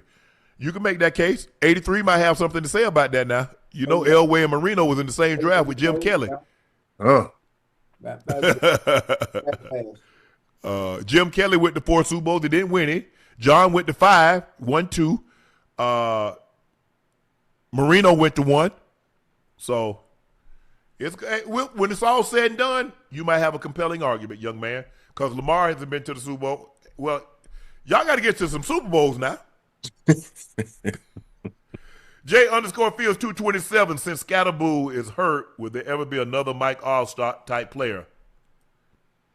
It would be hard too because they don't even teams the way the NFL is now with the way offenses are. Most teams don't even use a fullback to that point. Nah, they block it. He was the perfect fit for the Giants. I think the 49ers also use the fullback a little bit. Kyle Juszczyk. Yeah. There's one more team. The Ravens. Ricard. The Ravens, another team. So not very Richard. many use a fullback in that manner. Yeah. Thank you guys for joining us for another episode of Nightcap. Please make sure you hit that subscribe button. Please make sure you hit the like button and go subscribe to the Nightcap podcast feed wherever you get your podcast from. I'm your favorite uncle, Shannon Sharpe, my partner and co-host. That's Liberty City's own. That is Bengals Ring of Fame honoree, a former Pro Bowl and an All-Pro. That's Chad Ochocinco Johnson. And the third member of the Big Three joins us every Wednesday night, Little Rock, Arkansas, a native Little Rock University of Arkansas alum, 7-time All-Star, ISO Joe Johnson. Please make sure you check out Shea by Laportier. Just head over to LaportierCognac.com. to grab you a bottle if you cannot find it in a state or city near you. Try it. Taste it for yourself. I guarantee you'll know what I know. We have the best tasting premium VSOP cognac on the market. Please drink responsibly and stay safe. Make sure you check out my media company page on all of its platforms, Shay Media, and my clothing company, 84, with 84 being spelled in the chat. The link is pinned in the chat. We had a great show tonight. Derrick Stingley Jr., thank you for joining us, the all-pro cornerback from the Texans, the Houston Texans, and KC Concepcion joined us. He was outstanding wide receiver from Texas A&M, the number 3 Texas A&M Aggies. We want to thank those guys for joining us this afternoon. We want to thank you for joining us. We'll see you tomorrow night after the game. The Jets and the Patriots. Yeah. I'll be back in the States tomorrow. I'm Unc. He's Ocho. He's ISO. Thank you guys for joining us. We'll see you tomorrow night after the game. Peace. Bye.